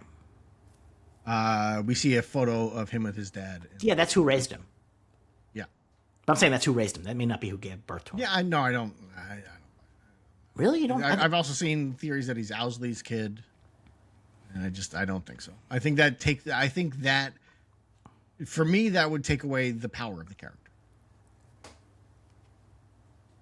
I guess. I don't know. That interconnection would be too much because what I like about Daniel's character is that he is this nobody kid who has been put into a situation much bigger than he should be in. But that's the Kingpin too, though, right? So like Kingpin worked his way up from being a nobody. But that's if Daniel is the Kingpin son or Owsley's son, then he's not just a nobody kid. He was born into this, so to speak. But he wasn't. But let's say like Vanessa had this kid, and it's a secret kid that they got rid of, and ended up being adopted by this family in Staten Island. And he had no idea who his family is. There's nothing connecting them at all. You know what I mean? Like, what? I was gonna say that wouldn't work time wise, but as we've seen, the show who cares? Yeah, goes wherever they want with the time. Wherever they want. Yeah, who cares? Maybe it's his kid from his previous. I don't know. Anyway. We have the credits, and then we go to the suburbs, and we get a little girl. She's playing with these toys in this living room, a nice house. Her mom, the camera is very careful not to show us who she is. She goes outside, and we a bunch of guys with weapons show up in the driveway, and they come in and they storm the house, and we end up with this action scene like where there's like all the action's happening outside the house through the windows of where the girl is playing. So like guys are like smashing up against the windows. They're falling off the roof, or they're coming down from the sky. They're getting beat up. And somebody throws in a grenade, and they set the grenade to the longest possible time imaginable. 17 minutes. It's got a 17-minute fuse. Because this was insane. It was totally nuts. I was like, are you kidding me? What is the purpose of this grenade? You know what's funny is that this is the kind of thing that can work in a comic book because time is its own thing in a comic book. Yes. So like you can have her walk around the house with the grenade over the course of 6 panels and have like the action in the background. And at home, we just sort of like condense the time. You know, as we know from understanding comics, time is very fluid in comics. It's part of the way. It's up to you how much time there is between panels. Yes. That's how the medium works. And but it doesn't work in TV. That's the problem with superhero fights in live action, is that in the comics you can have one punch that has 11 lines of dialogue on it. Yes. In the live action, it's much more challenging to have that much talking. And so, but she's carrying this, and it's also very helpfully beeping faster and faster and faster. You know what doesn't help is that she picks it up and then walks around the house. Yeah. Like, that doesn't give a sense of urgency. And I know the idea is that she's not concerned about it. The beeping is giving us the sense of urgency. The beeping, because it goes on so long, it becomes like a Naked Gun bit where it's like, is the whole episode going to be like this thing's going to keep showing up and people are just carrying it? Like, what's going on? It's really weird. It's really weird. The other problem with this scene is that this is such a nitpick, but because the action is taking place outside the windows, you're looking out the windows too much, and I think it's too obvious that you're on a set because they don't do a full yard and stuff. They just put like indicators of that, and it looks phony. It reminded me of like watching Married with Children, and when you see into the back of their house and see their yard, and you're like, that's clearly like 1.5 foot. Yes, exactly. But it's so funny because before the action happens, you don't mind it because like your attention and the focus is in the apartment and in the living room. I mean, but then as soon as the action begins outside, you're like, oh, they are standing in front of a giant backdrop. It's so obvious. That guy whose face just hit the window, he had 3 feet to work with. Yeah, but like I'm so surprised that nobody flies through the backdrop. That would have been like a thing I would have done, like in a Naked Gun movie. Like, and then all these guys get beat up, and then the mom comes back in the house, and guess who it is? It's Jessica Jones. Yep. And she turns off takes the grenade. The grenade. I thought for a moment the grenade went so long, I was like, it's going to explode and the kid's going to be fine, and that's like the reveal that this. I thought that might also be what was going to happen there. I had that thought. Back in Frank's apartment, we have the lady who the White Tiger's wife and the niece are there, and they're patching up Bullseye, and she's like, he got to go to a hospital, and Matt's like, we can't. Like, if we take him to a hospital, he's gonna get killed. And Karen's like, well, maybe they should like fucking let him die, or let fucking Fisk throw him in hell. Like, I don't care. And then the new White Tiger gives us a little bit of exposition, which is like really papering over the fact that like there's like a lot of stuff happening that would have been better to be dramatized, but they're not. And so she's like, hey, so just so you know, for the rest of the episode, some people are sad about Vanessa, but many others are so worked up by the disappearances from the AVTF that they're actually just still really mad, and they think that, you know, they don't care. And I really want to. That comes up because Karen turns to her and says, what's it like out on the streets? And I wanted her to be like, I'm 12. What the fuck do you want from me? Also, it's been like 5 hours. What do you want? So Matt and Karen get into this fight here, and Karen's like, hey, remember that time in season 3 of Daredevil when Bullseye fucked shit up? And now? What? That's now? Isn't it? Isn't that what's happening? He's going to leave the room with her, with Bullseye just handcuffed to the cot, which seems like something Bullseye could get out of pretty easily. I would think so, yeah. No, this is the first. They have a couple of fights about this. This is the first one, and this is the one where she's like, "Why didn't you just kill fucking Kingpin then? Like, I stopped you, but maybe I shouldn't have." And Matt's like, "No, I'm glad you did." And he's like, "Why don't you watch over Bullseye, who could kill you with his fingernail?" I don't know why they like just handcuff. This just does not feel like enough. Put fucking oven mitts on his hands too. You know, he'd probably kill you with an oven mitt, frankly. But if you put the oven mitt and then have it handcuffed around the oven mitt. Like, yeah, maybe. Because right now he can just like grab onto like his belt and stuff. I'd be that's the thing. I feel like belt. he could just pull the button off his pants and kill you with it. Like, or like in Ultimates when Hawkeye rips off his own fingernail and throws it into a guy's throat. Yeah, like that. I feel like that would be like the concern here. And as he leaves, he says her vengeance isn't justice. We go to the reception after the funeral. Everybody goes back to Gracie Mansion, and Lily Taylor is there, and she's talking to Sheila, the Fisk's right-hand lady, and she's There's a moment here that reminded me of our grandfather's wake. What's that? It's Fisk is looking out the window, and this woman walks up to him, and she says, "Mr. Mayor, I just wanted to say," and he just walks away, and she looks confused. And that's exactly what you and our father did to a woman at our grandfather's wake. And then me and your friend Rachel were just standing there, and your friend Rachel was like, "I'm so sorry, they're very sad." That's all. That's what I thought initially, was the way both of you just walked away from this woman as she was talking to both of you. It was amazing. I will never forget that. I will never forget that. I don't even remember that. It's pretty good though. Basically, that's Rachel. I bet Rachel remembers. Lily Taylor is like, okay, with Vanessa gone, Fisk can't be trusted anymore. Like, it's too much now. And she's like, I'm going to have to fucking... And everybody's like really giving me a hard time about all his like breaking the Constitution. Again, the time issues. Because she says, now that Vanessa's gone, I'm getting it from all sides. It's been 5 hours. 6 hours. I mean, it's supposed to be 3 days later. It's just the show does such a terrible job. Like, it's unreal. But it's during this sequence that Daniel says last night. I know. It's a fucking mess. I know. It's a fucking mess. I believe me, I know. Even if this was actually, you wouldn't even have a wake the next day. But like, if this was like the wake, I would actually have less of a problem with it. You know what I mean? But you still wouldn't have I don't think you'd have a wake the next day. You would, again, if you were Jewish, they do that. They have the sitting, right? Where that's right. I mean, but they're definitely not Jewish, though. We know that for a fact. The actress is Israeli. Anyway, Lily Taylor's like, hey, what if you ran for mayor? And she's like, oh, I don't know. It's not really in me. And Lily Taylor's like, no, you're already in the trailer for Spider-Man. So just do it. Well, she says you won't have to run. Yeah. Because we already wrote you into Spider-Man. You're already in Spider-Man. We showed you in the trailer, giving him the key. BB's here for reasons. For some reason.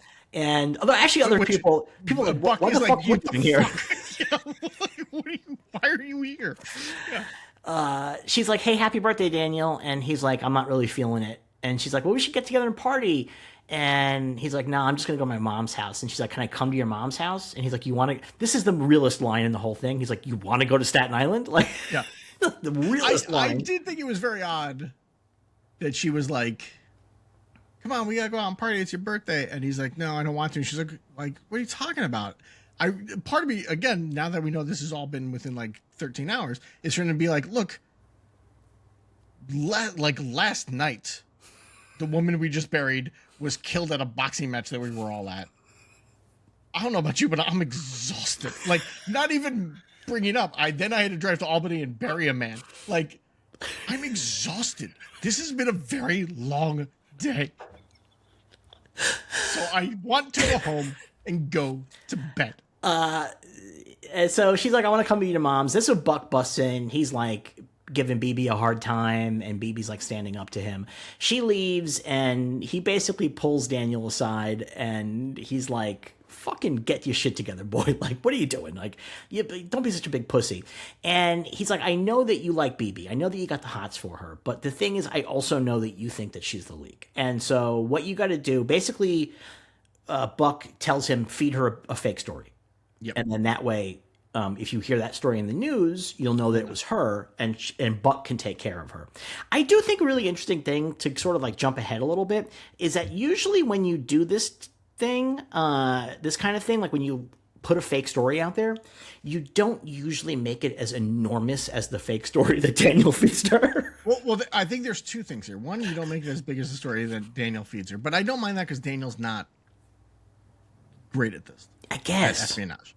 Two, there's no way that Buck, if Buck believes that BB is the leak, is the one who's getting the leaks, there's no way he doesn't think that Daniel's the one giving them to her. I think that's part of... I think the thing is, you know what? I'm going to tell you something. Buck is like maybe my new favorite character in season 2. Because I think that he's doing a thing. Do you know what I mean? I don't think that he truly trusts Daniel.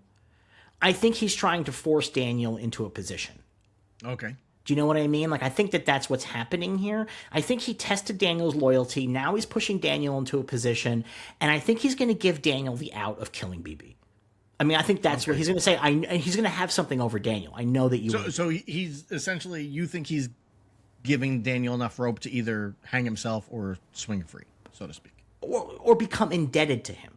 Yeah, that's the thing. I think that might be the deal. Like, there's no way that Buck doesn't know. No, okay. Buck has a scene in this episode that makes me one of my favorite characters in the entire MCU. But same scene that I was like, what the fuck is exactly. I love that scene. But like, I think that again, I might be overthinking the writers, right? But I do think that what he's doing is he's making Daniel his guy. Sure. Like when I can understand. You know what I mean? Like, because the thing is that I think they're actually writing Buck pretty okay as like a spy and a killer. Like, I mean, the Buck Daniel stuff I think has been very good. Yeah, it's really good. Yeah. So Kingpin gets to his car and Mr. Charles calls him. And Let's Mr. talk about Charles, this for a moment. Hold on. Kingpin sitting in a car. Yeah, this is they definitely were at his house. Yeah, this is definitely out of order. That definitely was supposed to be. This is definitely supposed to be outside the church. Yeah, it's supposed to come out of the church. Yeah, no, 100%. It feels like the last episode and this episode really feel like they have been brutally re-edited. I mean, that really, I think that's why the time shit makes no sense. It feels brutally re-edited. Yeah. And I think it was the same thing with last episode where it felt like they did not feel like they had a actually the episode before that too, they did not have compelling segments. In the episode before last, they were doing crazy intercutting that had no rhyme or reason. They just did it to like not make any one scene last too long. And I think here that they may have run into that same problem. It's like, wow, we just had too much stuff with this and we need to really cut it together. Like, where's Daredevil been for the last 20 minutes of the show? But I think here, like Kingpin sitting in the car, I have a feeling that they were like, this will work better later in the episode than it does earlier. Because that I imagine would have had to have happened right after the opening credits or something, because we see the opening credits happen after he walks out of the church, right? So, but then they were like, no, we should do this stuff with Jessica Jones's house. That's a better cut to. We'll put this later in, right? Like, I get that. That's fine. I get that. But again, it's just because for whatever reason, and this is in the dialogue, so it's not cutting time. They decided the funeral was the next fucking day after the boxing match. That's crazy. That's a crazy thing to do. That nobody, like, all you needed was Daniel to say what we did last week, or what we did the other day, or something. Yeah, what we did was crazy. Yeah. It's last night. Why would you do this? Yeah, I don't get it. Anyway, he's in the car. Mr. Charles calls him. Mr. Charles yelling at him because the guns are gone. And Mr. Charles is making it pretty clear that he is going to fuck Wilson Fisk up. And Fisk just hangs up, doesn't say a word. Kingpin doesn't say a word in this episode till Daredevil shows up. He says something at Vanessa's grave, at Vanessa's casket. Can we hear it? Yeah, he says, I don't remember what he says, but he says something at her I don't think he does. I think he just puts the flower. I don't think he says anything. He says something. No, I think all that we hear is the priest in Latin. Pretty sure he says. I mean, I don't think you're right. I think this is you having one of your memory things that you're very confident about. I'm pretty sure he doesn't. Because I think that's the bit that he does not speak until... And that's a good shot, by the way, when Daredevil shows up and the shadows on his face. Very good shot. Meanwhile, there's people gathering at City. I don't even know what that building's supposed to be. And I think that's the downtown courts, frankly. I think it's the downtown courts, but later on we see the video that they're showing reflecting off of Wilson Fisk's face. Yeah, it's really weird because it's like the mayor lives in Gracie Mansion, but Gracie Mansion is not that. That is what they're showing is not Gracie Mansion. Yeah. And Gracie Mansion is like not quite, it's not like a mansion, it's a house. Yeah. And so I don't know what, is that supposed to be, but City Hall doesn't look like that. It's like, it looks like downtown court, which is where Law and Order is always doing stuff. But I guess it's, I guess that's one of those it's kind of like in comic books when comic artists back in the day didn't have reference and they just drew shit. Yeah, whatever. It's like, whatever. Yeah. I guess this is what China looks like. Yeah.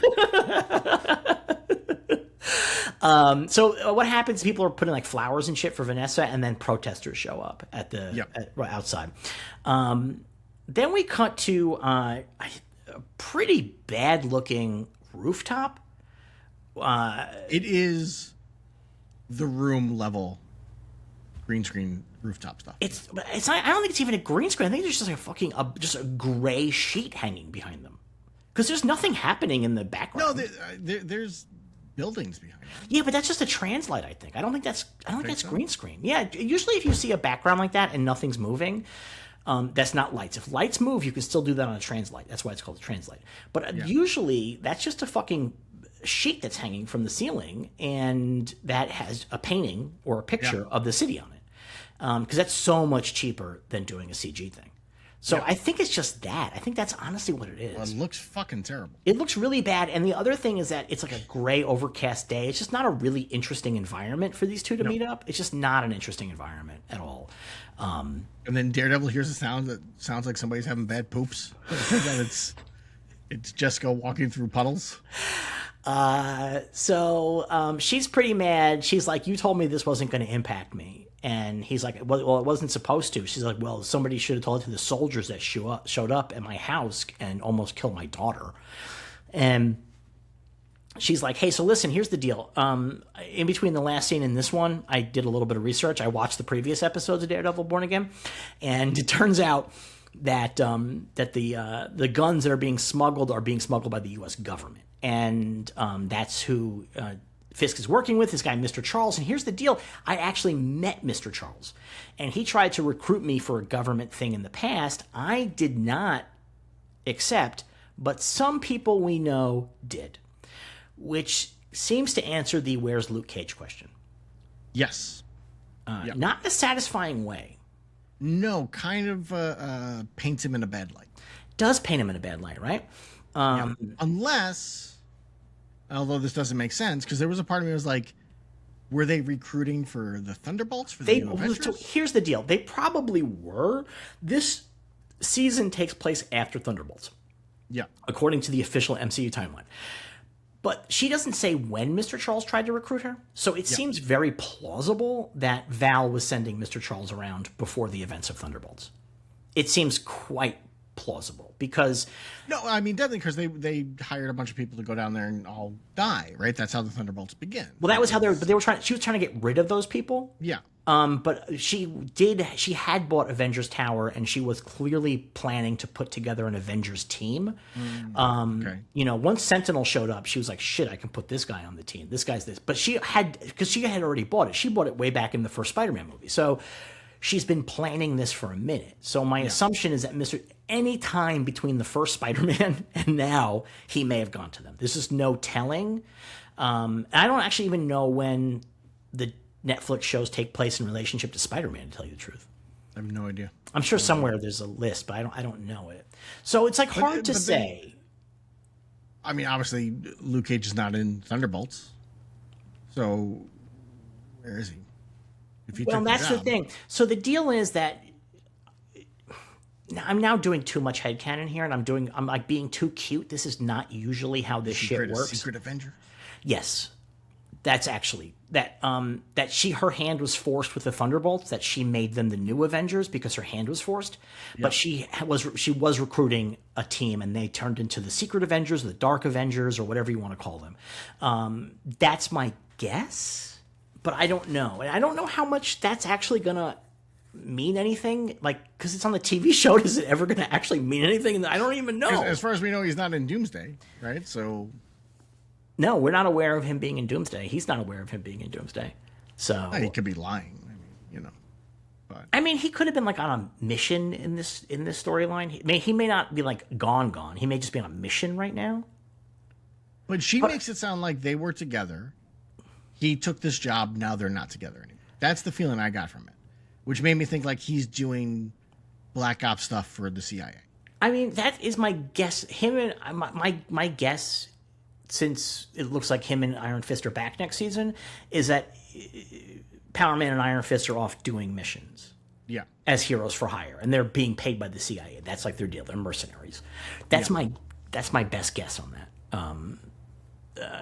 and then maybe his argument is like, hey, I want to make sure that you guys have this nice house and stuff like that. This is more money than I can turn down.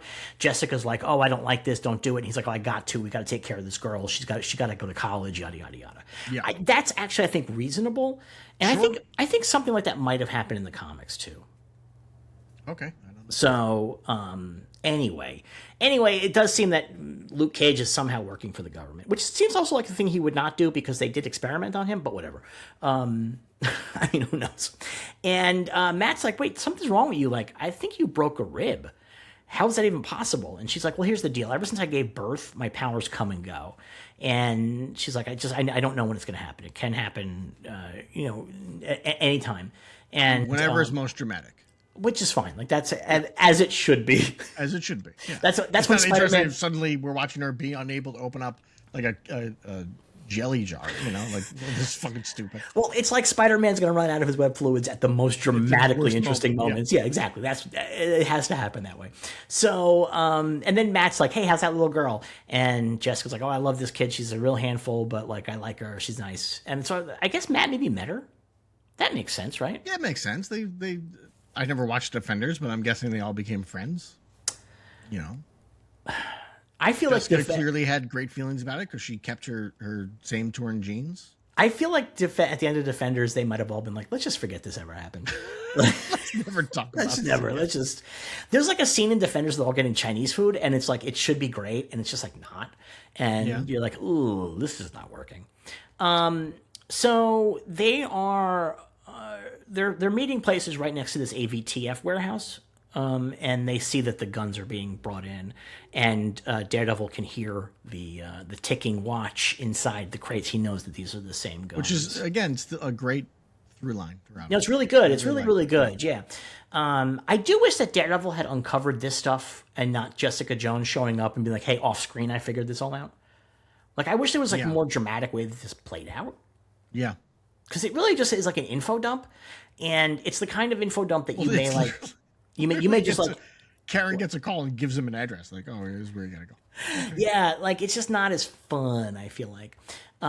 So we have a very funny bit here where they go attack the warehouse, and Jessica Jones fucking throws a guy through the wall, and then Matt Murdock just opens the door. Comes through the door. I loved it. I like it. I do have to say that they do some pretty interesting Billy Club stuff in this, and I wish he had come down through a skylight. Him coming through the door made it's like a funny really it's like a funny bit. Like, yeah, okay. Especially because she looks at him like, what the fuck are you doing? Like, yeah, I liked it. I thought okay, I'll accept it because he is using his Billy Club and the line to like fly around the warehouse. Yeah, like it's I mean, there's a point when he swings by and grabs one of the cops right before something explodes. That would have killed him. It's really cool. He's doing cool stuff throughout. Yeah, and him coming through the door made me giggle. And if she had not looked back at him, like what, like really the door, like then I would have been like, that's stupid, but. Clearly, it's supposed to be like a goofy moment. Yeah, he's like doing a little bit, like, "Hey, there's a door right here," like that famous comedy beat. Well, I found the door; it's right here. But it's a pretty. So here's the thing: I'm going to say that this is maybe not one of the all-time great choreographed and shot fight scenes of all time. No, it's very, very confusingly shot. However, I will say that I'm going to give it a lot of points for ambition, in terms of this feels like a fight scene from the comic that Daredevil's in. Yes. Like, he's swinging around, he's jumping off of things. He's tossing people. And, like, it's not, like, great. It's got a little bit on the sci-fi vibe happening here a little bit. It's very low budge, all considered. But I got to give him the credit for doing it. You know what I mean? Like, I got to give him the credit. Like, I enjoyed the fight, warts and all. Yeah, I mean, I wish it was, like, done better. But, like, if I had to choose between a fight that's really done well and a fight that hits these beats that this fight finally is beginning to hit, like in terms of Daredevil world, I'm taking that. They blow up the entire warehouse. Yeah, they do. And they take out all of the weapons as a result.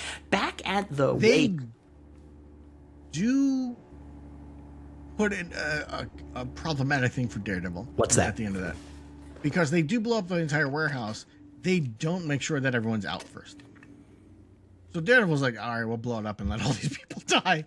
But he was arguing with Karen over the idea of killing Wilson Fisk. He's like, that's not right. Yeah, that is a little tough. That is not great. I will agree with that. Although they all do get out. We do see them all get out. Yeah, we see them all get out, but it is the kind of thing that happens all the time in superhero movies where the superhero is fine with the goons dying if it happens. What are you going to do?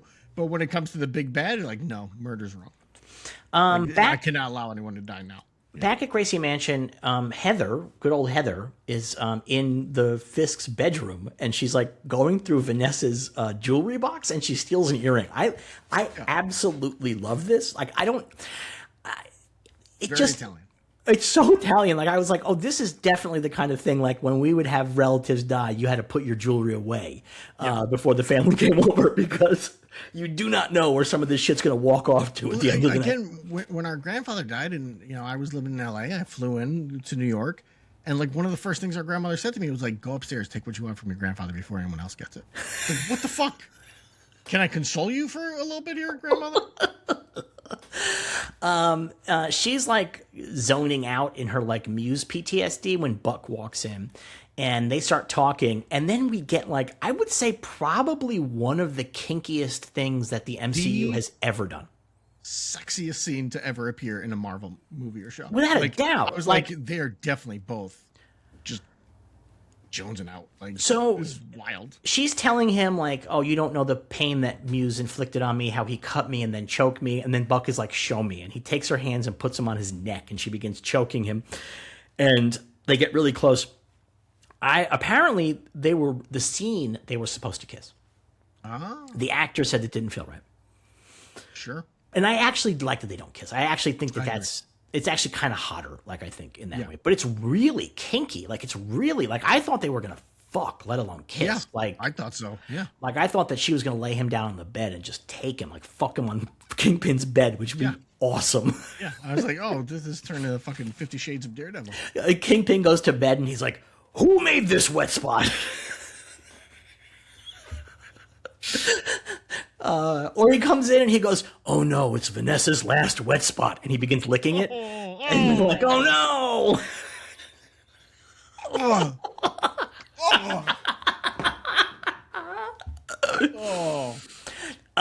It was a really good bit, though. It's a really, really good bit. Yeah, it was. So BB and Daniel meet at the Staten Island Ferry. And she's like, hey, you guys got to realize that, like, everybody fucking hates the task force now. Like, this is not going well. And Daniel's like, a vigilante killed his wife, which I think is actually, like, from that character, that answer is totally, I think. Well, he says that, and then BB says, we were both there. You know that's not what happened. And it's like, no, that is, in fact, what happened. But I think she's saying that Kingpin killed her by blocking the thing, right? But I think Bullseye was clearly there to kill her. I mean, like it was, she is dead because two vigilantes showed up and all hell broke loose. Well, here's the thing. What if she's like, come on, Bullseye's not a vigilante, he's a villain. Well, yeah, I mean, I would accept that if she was like, no, he's not, Daredevil's a vigilante, Bullseye is an assassin for hire, who's very upset that somebody hired him to assassinate somebody, which is still very confusing to me. Listen, I think we can all, I was looking for a job, and then I found a job, and heaven knows I'm miserable now. We can all identify with that. Like, perhaps all Bullseye needed to do was watch Grosse Point Blank and hear John Cusack say, if someone's hired me to kill you, you must have done something. And he'd be like, oh, okay, yeah, that makes sense. And then all of this could have been avoided. Anyway, this is when he tells BB that actually Fisk is not running for re-election. And so he plants this fake story with her. And, meanwhile, the cops are there, hanging out, and, they talk about what happened at the warehouse, and they go, it's Jessica Jones, she's back.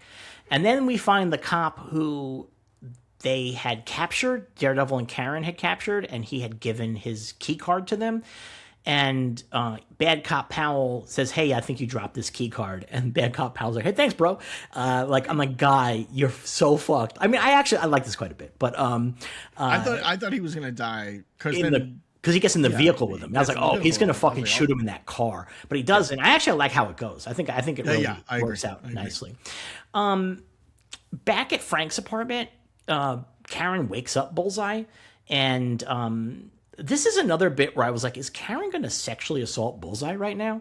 Like, there's like a moment where I was like, she gets on the cot with him and stuff, and I was like, is this going to be like one of those like enemies to lovers storylines? I did not think that at all. Like, what if Bullseye fucked Karen, would that make Matt finally kill him? I feel like it would, right? I guess. Like, you killed my best friend and you fucked my girlfriend. Like, there's only so much a Irish Catholic can take. It's Bullseye, so he would definitely impregnate her. He don't miss. So, God damn it.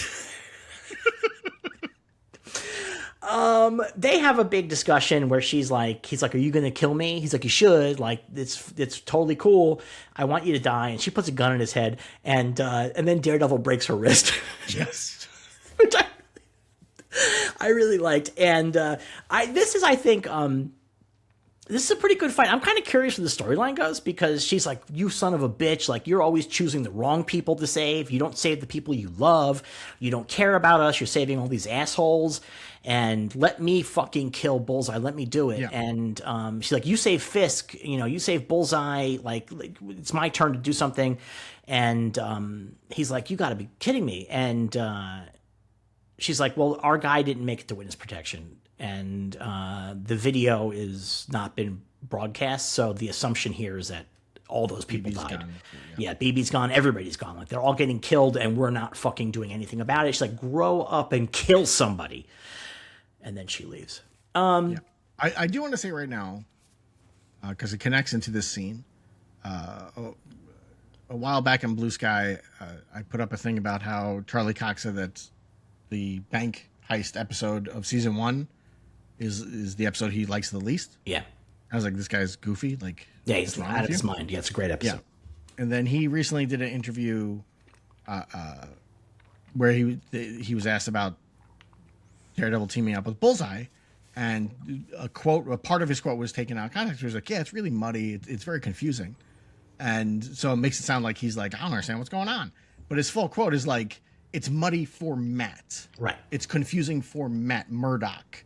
That he's working with this guy that he despises, but he can't let this man die. And also this man, he can't let this man also kill somebody else. So it's a very confusing time for Matt. And I was like, oh, he's actually digging into the character quite a bit there. Yeah, I've seen people taking his quote out of context. And I think I have to assume also that, like, by the end of the season, he will be fighting alongside Bullseye. In a way that he won't be wild about. Like, that's my guess. Yeah. You know what I mean? Like, that's going to happen. We see all of these protests, especially at Gracie or City Hall, whatever it's supposed to be. And then we see Bad Cop Powell is like hanging out with Capture Cop, and it's like, hey, buddy, what a day, huh? Like, we're having a hell of a day today. And meanwhile, finally night, by the way. It is finally night. Meanwhile, BB and Daniel end up in Staten Island, and they're talking to his mom. I really enjoyed this bit, the dinner bit. There is a part of me that was like, oh, it would have been kind of fun if they got Edie Falco to be his mom. That would have been fun. Yeah. And B, when we do see the photo of baby Daniel with his dad, if they just use an actual picture of James Gandolfini. Yeah, I mean, I think that's a little too cute and weird, because his dad is dead. But also I think that there's something about that bit when she's upstairs and the mother is talking and they have the mother's voiceover and she says, your father, and then it cuts to that picture. There's something about that's what made me think, is he actually Kingpin's son? There was just something really pointed about this. Do you know what I mean? Like the way that, like, I don't know that we would have, maybe the show thinks that we need her to say your father while looking at a picture of the father. Because they think we're too stupid. But I don't know. There was something about it that, but yeah, so the mom is selling supplements, which I liked a lot. And she's embarrassing Daniel, which I liked a lot. Yeah. And BB loves the mom. She thinks the mom's a real character. And BB goes to the bathroom. Some reason she has to go upstairs. Now, I've been in enough New York City 2-story homes. There's definitely a downstairs bathroom. On the first floor. Yeah. Like, they should have had mom shitting in that bathroom just to make a reason for BB to go upstairs. Or you do something that is common. The bathroom down here is broken. Yeah. You know, well, what if he's that's like the cat's bathroom? Well, no. What if that's only for the cat. What if he's like, the bathroom's right over here, and she goes, "Oh no, I can't have the one down here. I'm gonna have to really it's gonna be loud. It's gonna be smelly." Yeah. Yeah. Because that's what at grandma's house they had the downstairs bathroom. And sometimes it was right next to the dinner table. Dining room table. Yeah. So like you had to go upstairs sometimes out of courtesy. Yeah. So she goes upstairs, and after she goes to the bathroom, she goes into his bedroom, and she writes out a text to Ellison. Right, saying like, Fisk is gonna not run, run, but then she stops. She doesn't send it. So here's a really interesting decoration detail in his bedroom. He has so many medals for sports. He's got a lot of sports medals. He's got a poster for Casino. Yeah. And then some Yankee stuff. See, but here's the thing. I'm overthinking this. This is 100% me overthinking. This is me as a Reddit theory guy. But I feel like the athleticism here is another link to Kingpin. Because we have not seen Daniel presented as an athletic guy. He's a doughy guy, but that's Kingpin too. Like you think he's a fat guy, but in fact, it's all muscle. No, I think you're thinking Dr. Alashimi is the mom of Baby Jane Doe. But that's different. That's different because this is a soap opera. Jane Doe. This is a soap opera. That's the thing. Like so, like that kind of he's your secret son is 100% on the table here. It's not on the table for the pit. I don't fully disagree with you. If that is the way they go, I will not like it. I don't like that kind of thing. That is small universe thinking, in my opinion. I mean, come on. I mean, that's Marvel. That's Marvel Comics, baby. That's one of my everybody Spider-Man fights has a personal connection. Fucking everybody Spider-Man looks at becomes a super.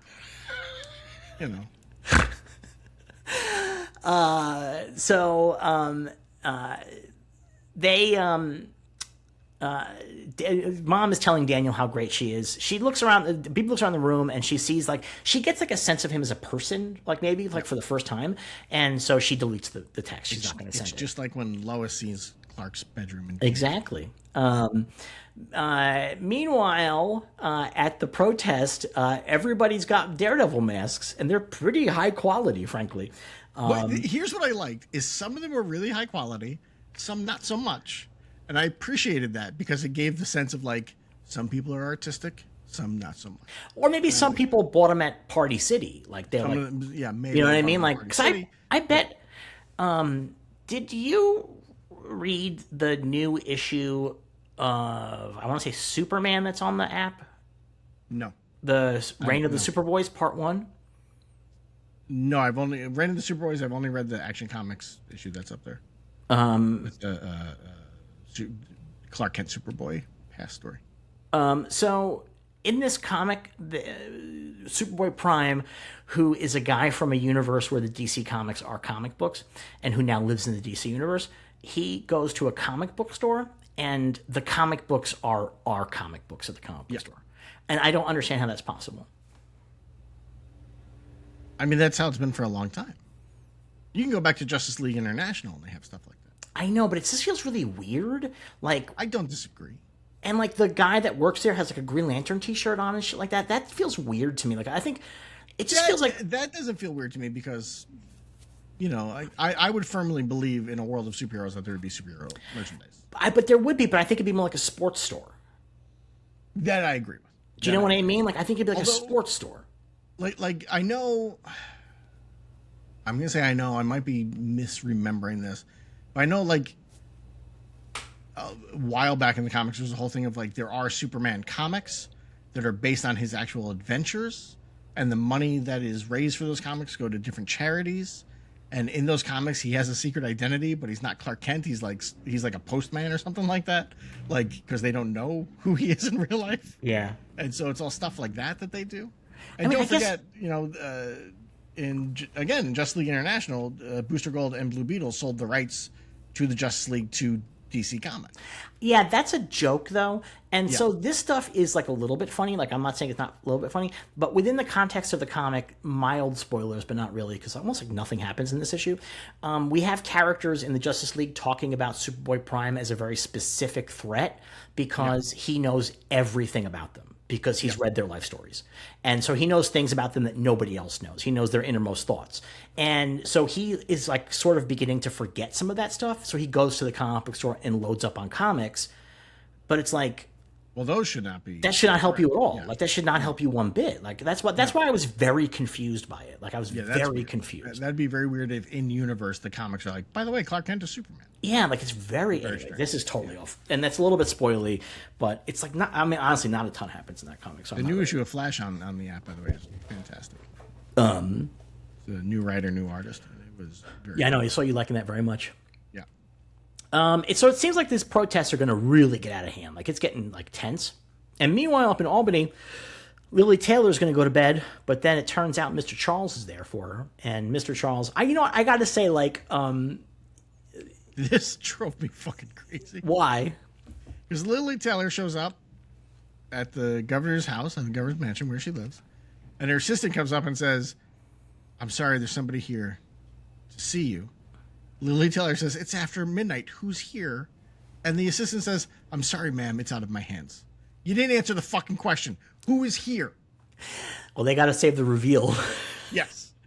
But I wanted Lily Taylor to be like, who is here? That's all I asked you. Like, you could write that and be like, it's him. Like, that's enough. Like, it's him. And so he's there, and he's like, hey, listen, everybody's mad at Kingpin right now, and I'm here to help you with this. And she's like, kind of like, what are you doing here? Like, he's drinking her booze. And he's obviously done favors for her. And she's like, you can't order me around. Like, I'm the governor of New York. And he's like, lady, you know who the fuck I am. I like that. He's like, do you not understand the pecking order? Yeah. I like that. I really, this character, like, on one hand sucks. On the other hand, I love him. I like... What I like about him is he is the type of character. He's not new. Like this type of character who's like, hey, I'm the really powerful guy who can destroy everything, but I'm kind of goofy and weird. But they keep showing us moments where things don't work out for him, and he's like, son of a bitch. And I like that because you don't usually see that. Yeah, no, he's like a really funny version of it. Like I like, and also he's a character who feels pretty heightened in a show that has traditionally not tried to be heightened. So anytime anybody makes it a little bit weird, I'm like all about it. All for it. Yeah. So meanwhile, back at Staten Island, BB is going to leave. Daniel's going to stay behind. He's helping her get into her coat. She's going to give him a kiss. Which I thought was really interesting. So this is a really interesting relationship to me, BB and Daniel, because for a while it has sort of felt like she's like using him and leading him on.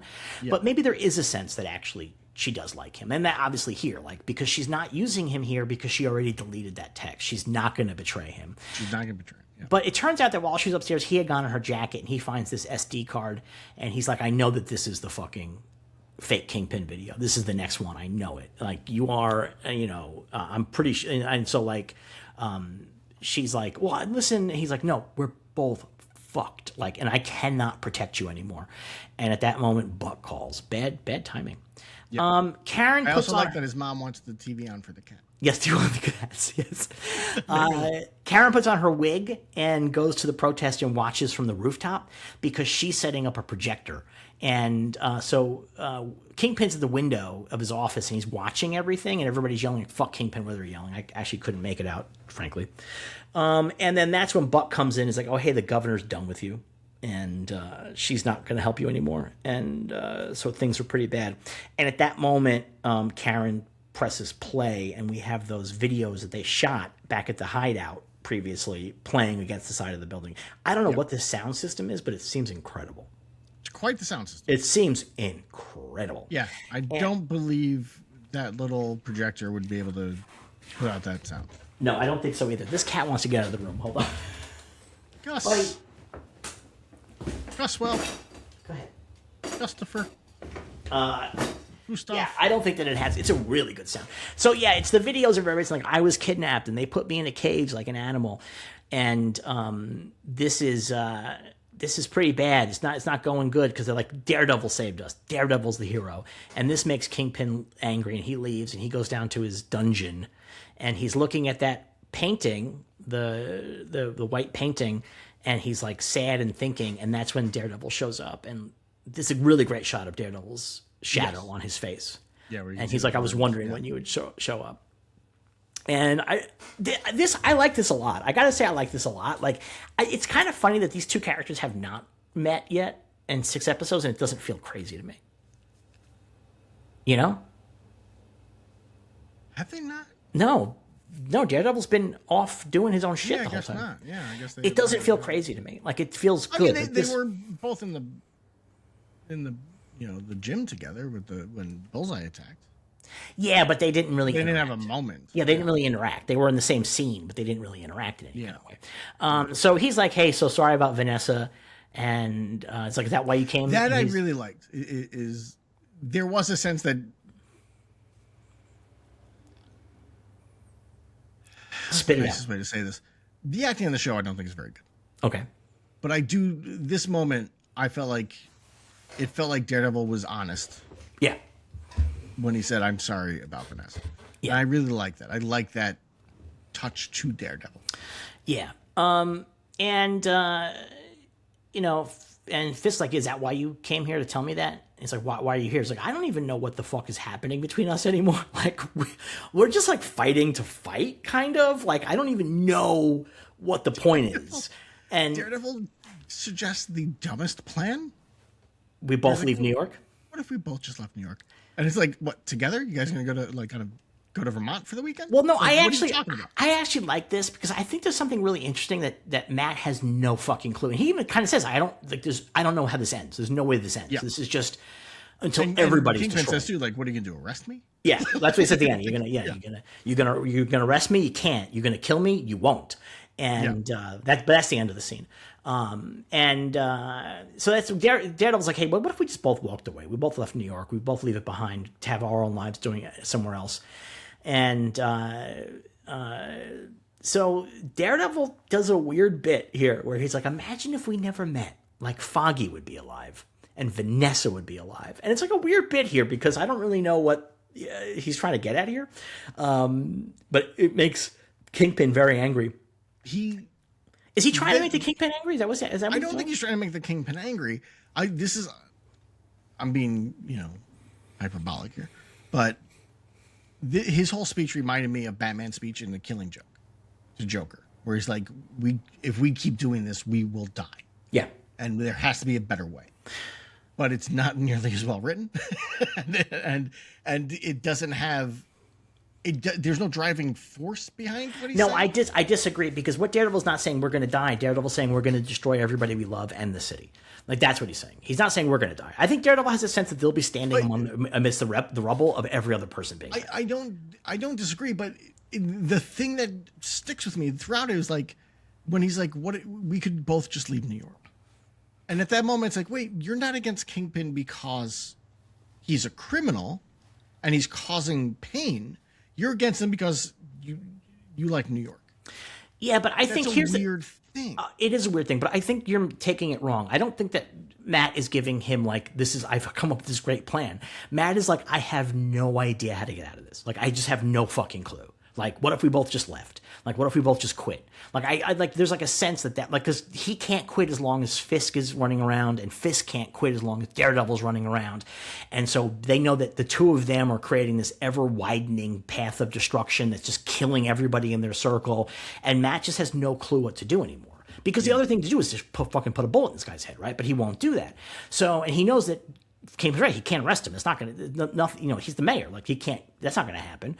And so there's like no sense of how Matt can finish this. He doesn't know how. And so he's just throwing this out there because it's like, what if we both just walk away? Like, it's sort of the idea of like in a universe where like in the Batman movies, the Dark Knight movies, like the idea of escalation is the big thing, where it's like you being here made these people. There's a sense at the end of the final Batman, the Dark Knight, where it's like him walking away maybe allows that to no longer escalate. That's like sort of the premise, I think, of him retiring at the end of that movie.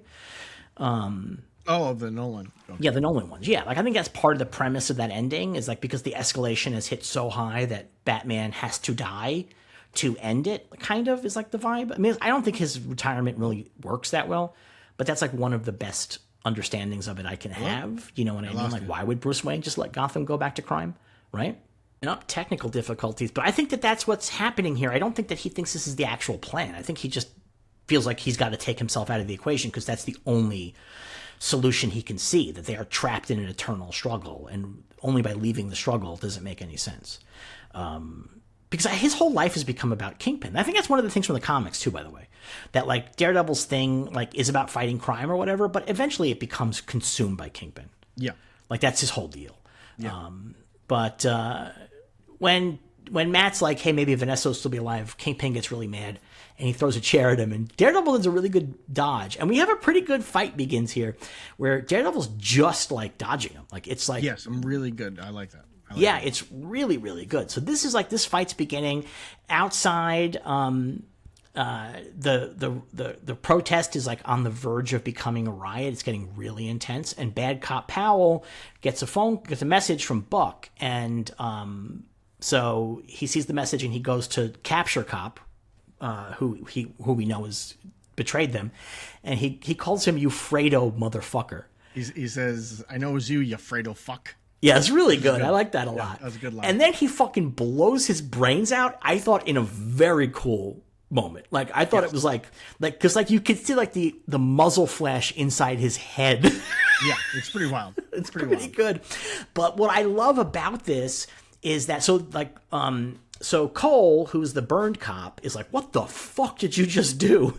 But the bad cop ignores him and says, oh my God, the protesters killed Saunders and fucking get him. And I love it. I love the good false flag. It's like one battle after another when they the cops throw the Molotov cocktail at themselves so that they can go bust the heads of the protesters.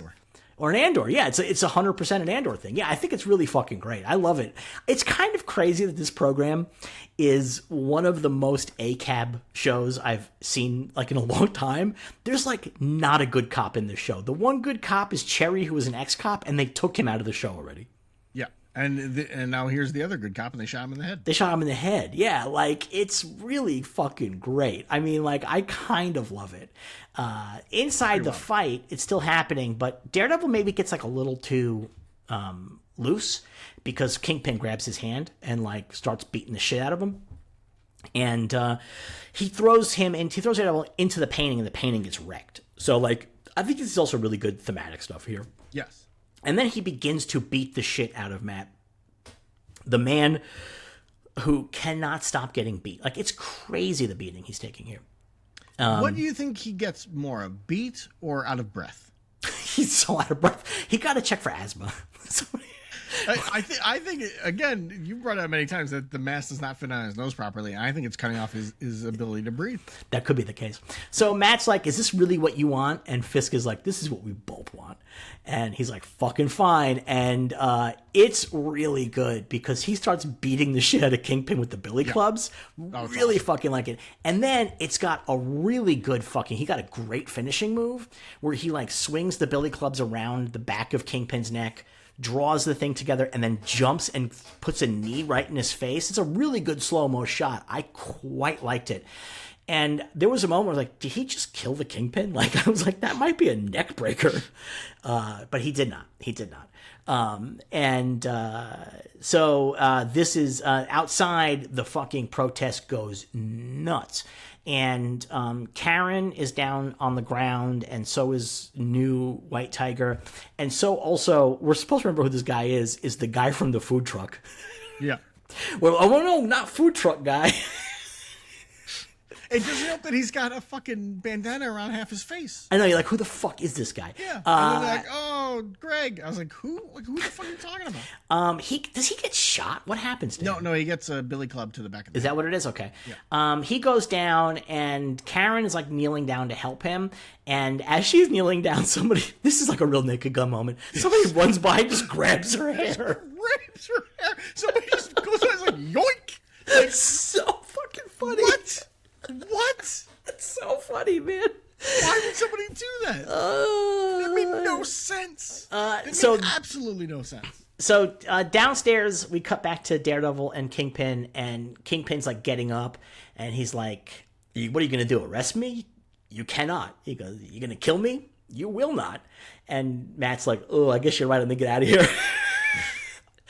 And then at the end, the episode ends, we have our big moment. Bad Cop Powell shows up, and he's like, holy shit, if it isn't Karen Page. And he puts a gun in her face, and that's the end of the episode. What do you think of this one? There's a lot of this one I liked. But there's a lot of stuff that's just not good. Like this episode, I feel like has like a big like, well, hey man, A for effort, like that, yes. like there's like a lot because like they're definitely doing stuff that's really interesting in here, and there's a lot happening, and Daredevil's in his costume in every scene of this episode. Yes, which is like honestly like for me like my bar is so low on this stuff that when the characters, after, my feelings of last week's episode, like this is a million times better than last week's episode. Yeah. So yeah, there's like a lot of, like, like I like him and Jessica Jones together. Like I like all this stuff. There's like, again, a lot happens in this episode. This is not Netflix stuff where it's like everybody's just sitting around doing nothing, like a fucking ton. And it was kind of nice too. The riot at the end, they actually had extras. That's nice. Yes. Yeah. It was a big spectacle. It looked like there was a lot of stuff going on. Yeah. Yeah. I mean, I think we've discussed this before. This show moves like each episode. Things happen in each episode. Again, which is so different than the Netflix show. Very different, very different. And it's the pacing overall. Like the time stuff is very confusing, but the pacing is pretty strong in this episode, I think. Yeah. Well, that's the thing is the time stuff becomes confusing because they're editing shit for pacing and not for any kind of continuity. But again, that's the problem. All you got to do is get rid of Daniel saying last night. That's all you got to do. That's all you got to get rid of. And then all your problems are solved. There is a point in this episode where somebody says it's been weeks since something else happened. And I was like, really? I thought that was 11 hours ago. Like, I have no idea how much time is passing in this universe right now. Maybe it's like Star Trek 2 and he's like, days will become weeks. Yeah, I really, because there's just no sense of how long anything is taking, and things are all happening at their own timelines. It's like so weird. It's very weird. But no, overall, I enjoyed this episode. One thing that we skipped over that made me laugh very hard was in the scene between Daniel and Buck, when Buck is like, do you know what the barium meal test is? And Daniel goes, yeah, it's one of those meal kits. My mom gets them. And that made me laugh very hard.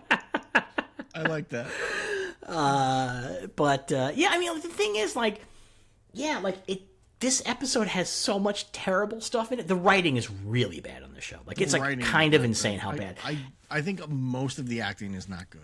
A lot of the acting's not good. It's just really nuts. Like, when I say writing, I don't usually mean dialogue, because people usually mean dialogue. Writing is like structure. It's a lot of stuff. And some of that stuff is not bad. I think a lot of the shit's in the edit, I think, that's confusing. I don't know if it's the writing per se. However, there are so many scenes of dialogue in this where the dialogue is so fucking bad.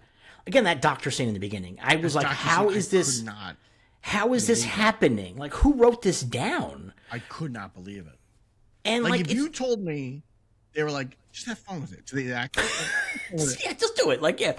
And he's like, what if my character had been an English major before he went into pre-med? Like, what if he was like really into poetry? Like, it's like so bizarre. What if he's real goth? What if I'm a real goth doctor?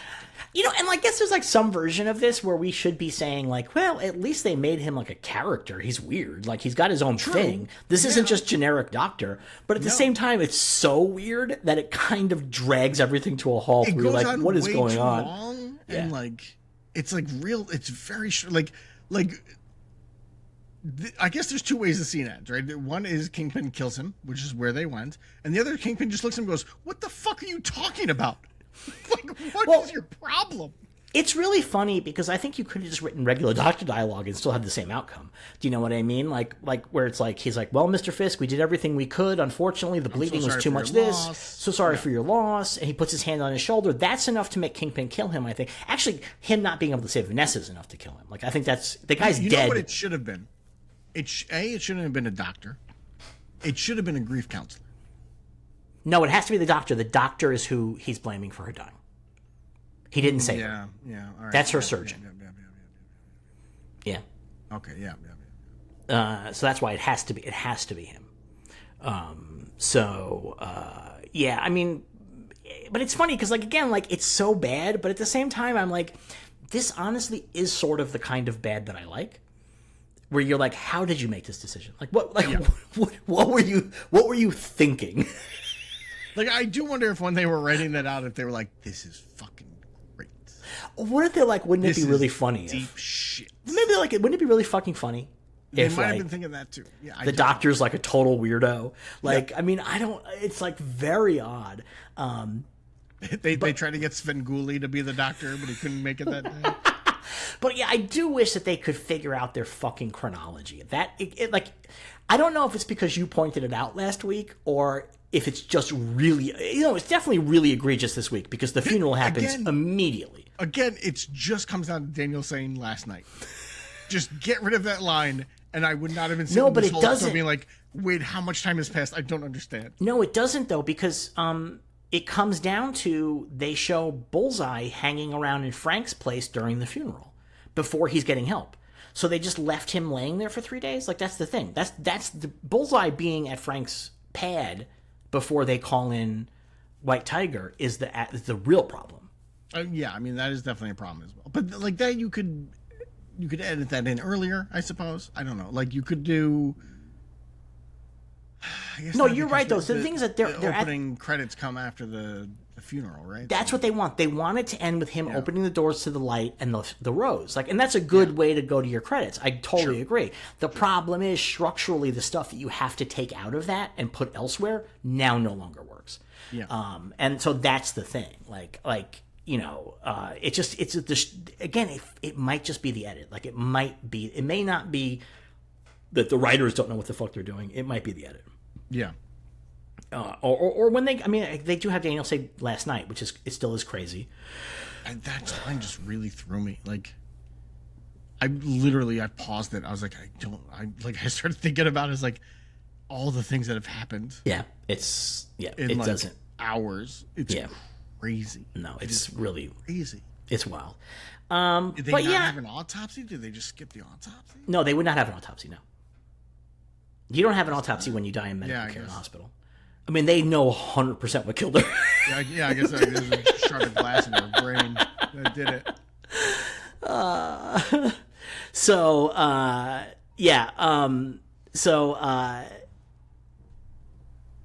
Hold on one second. Sorry, I got a phone call in my earphones. So they, I mean, it's weird. But the thing is, I like the episode mostly. Yeah, there's nothing in this episode that I don't like the concept of. Right. Some of the writing is bad. Yeah, like I said, some of the dialogue is really bad. Yeah. There's very stilted bits. The argument between Karen and Matt, I really like. It's really good. I think that's a very interesting, especially when she's like, ever since I killed Wesley, yes, I have nightmares about it, but I don't have regret. Yeah, I mean, I was like, that's an interesting touch. That's like one of the few times in this series over the course of 5 seasons of this program where I've been like, where's this going to go? Like, I'm actually interested to see where this goes, how that gets resolved. Like, I'm very interested in it. I also like that during that scene, much like me, Matt was like, I don't want to discuss the old show. so I appreciated that. Oh. Yeah, I like the stuff with Daniel's mom and going to Staten Island. Like, I like all that stuff, Right. But it just doesn't. It doesn't there's everything just feels slightly off. Right. No. Yeah. It's like that fight. Like, in terms of like, I like what they're going for. I really appreciate the heightened quality. They're not quite pulling it off, and I think that sort of is like what this whole season feels like to me. They pull it off with the Fisk Daredevil fight. That's the thing. I mean, like, it might just be one of those things. Like, we kind of have like the ability to like really pull one off. Yeah. And the thing is, the Fisk Daredevils, that's the stuff that this show can do pretty well, which is one-on-one. It's when you have that big crowd and people jumping around and, like, you know what I mean? Like, that's more complicated than just 2 guys fighting in a room. Yeah. But, I mean, obviously, we're not in the writer's room. I have no idea. But in my mind, they're just sitting there and they're like, okay, we know that this episode has to end with Karen getting caught by the cop. How do we get that to happen? What if somebody just runs by and takes off her wig? I mean, that's crazy how bad that is. Like, even if they just done something like somebody runs by, knocks into her, and she falls down and the wig comes off, I would be like, okay, sure. That it's like somebody fucking wig something. What they say that this is what they call in drag circles, somebody snatched her wig. She got wig snatched. Yeah. Like, that's exactly what happened. Yeah.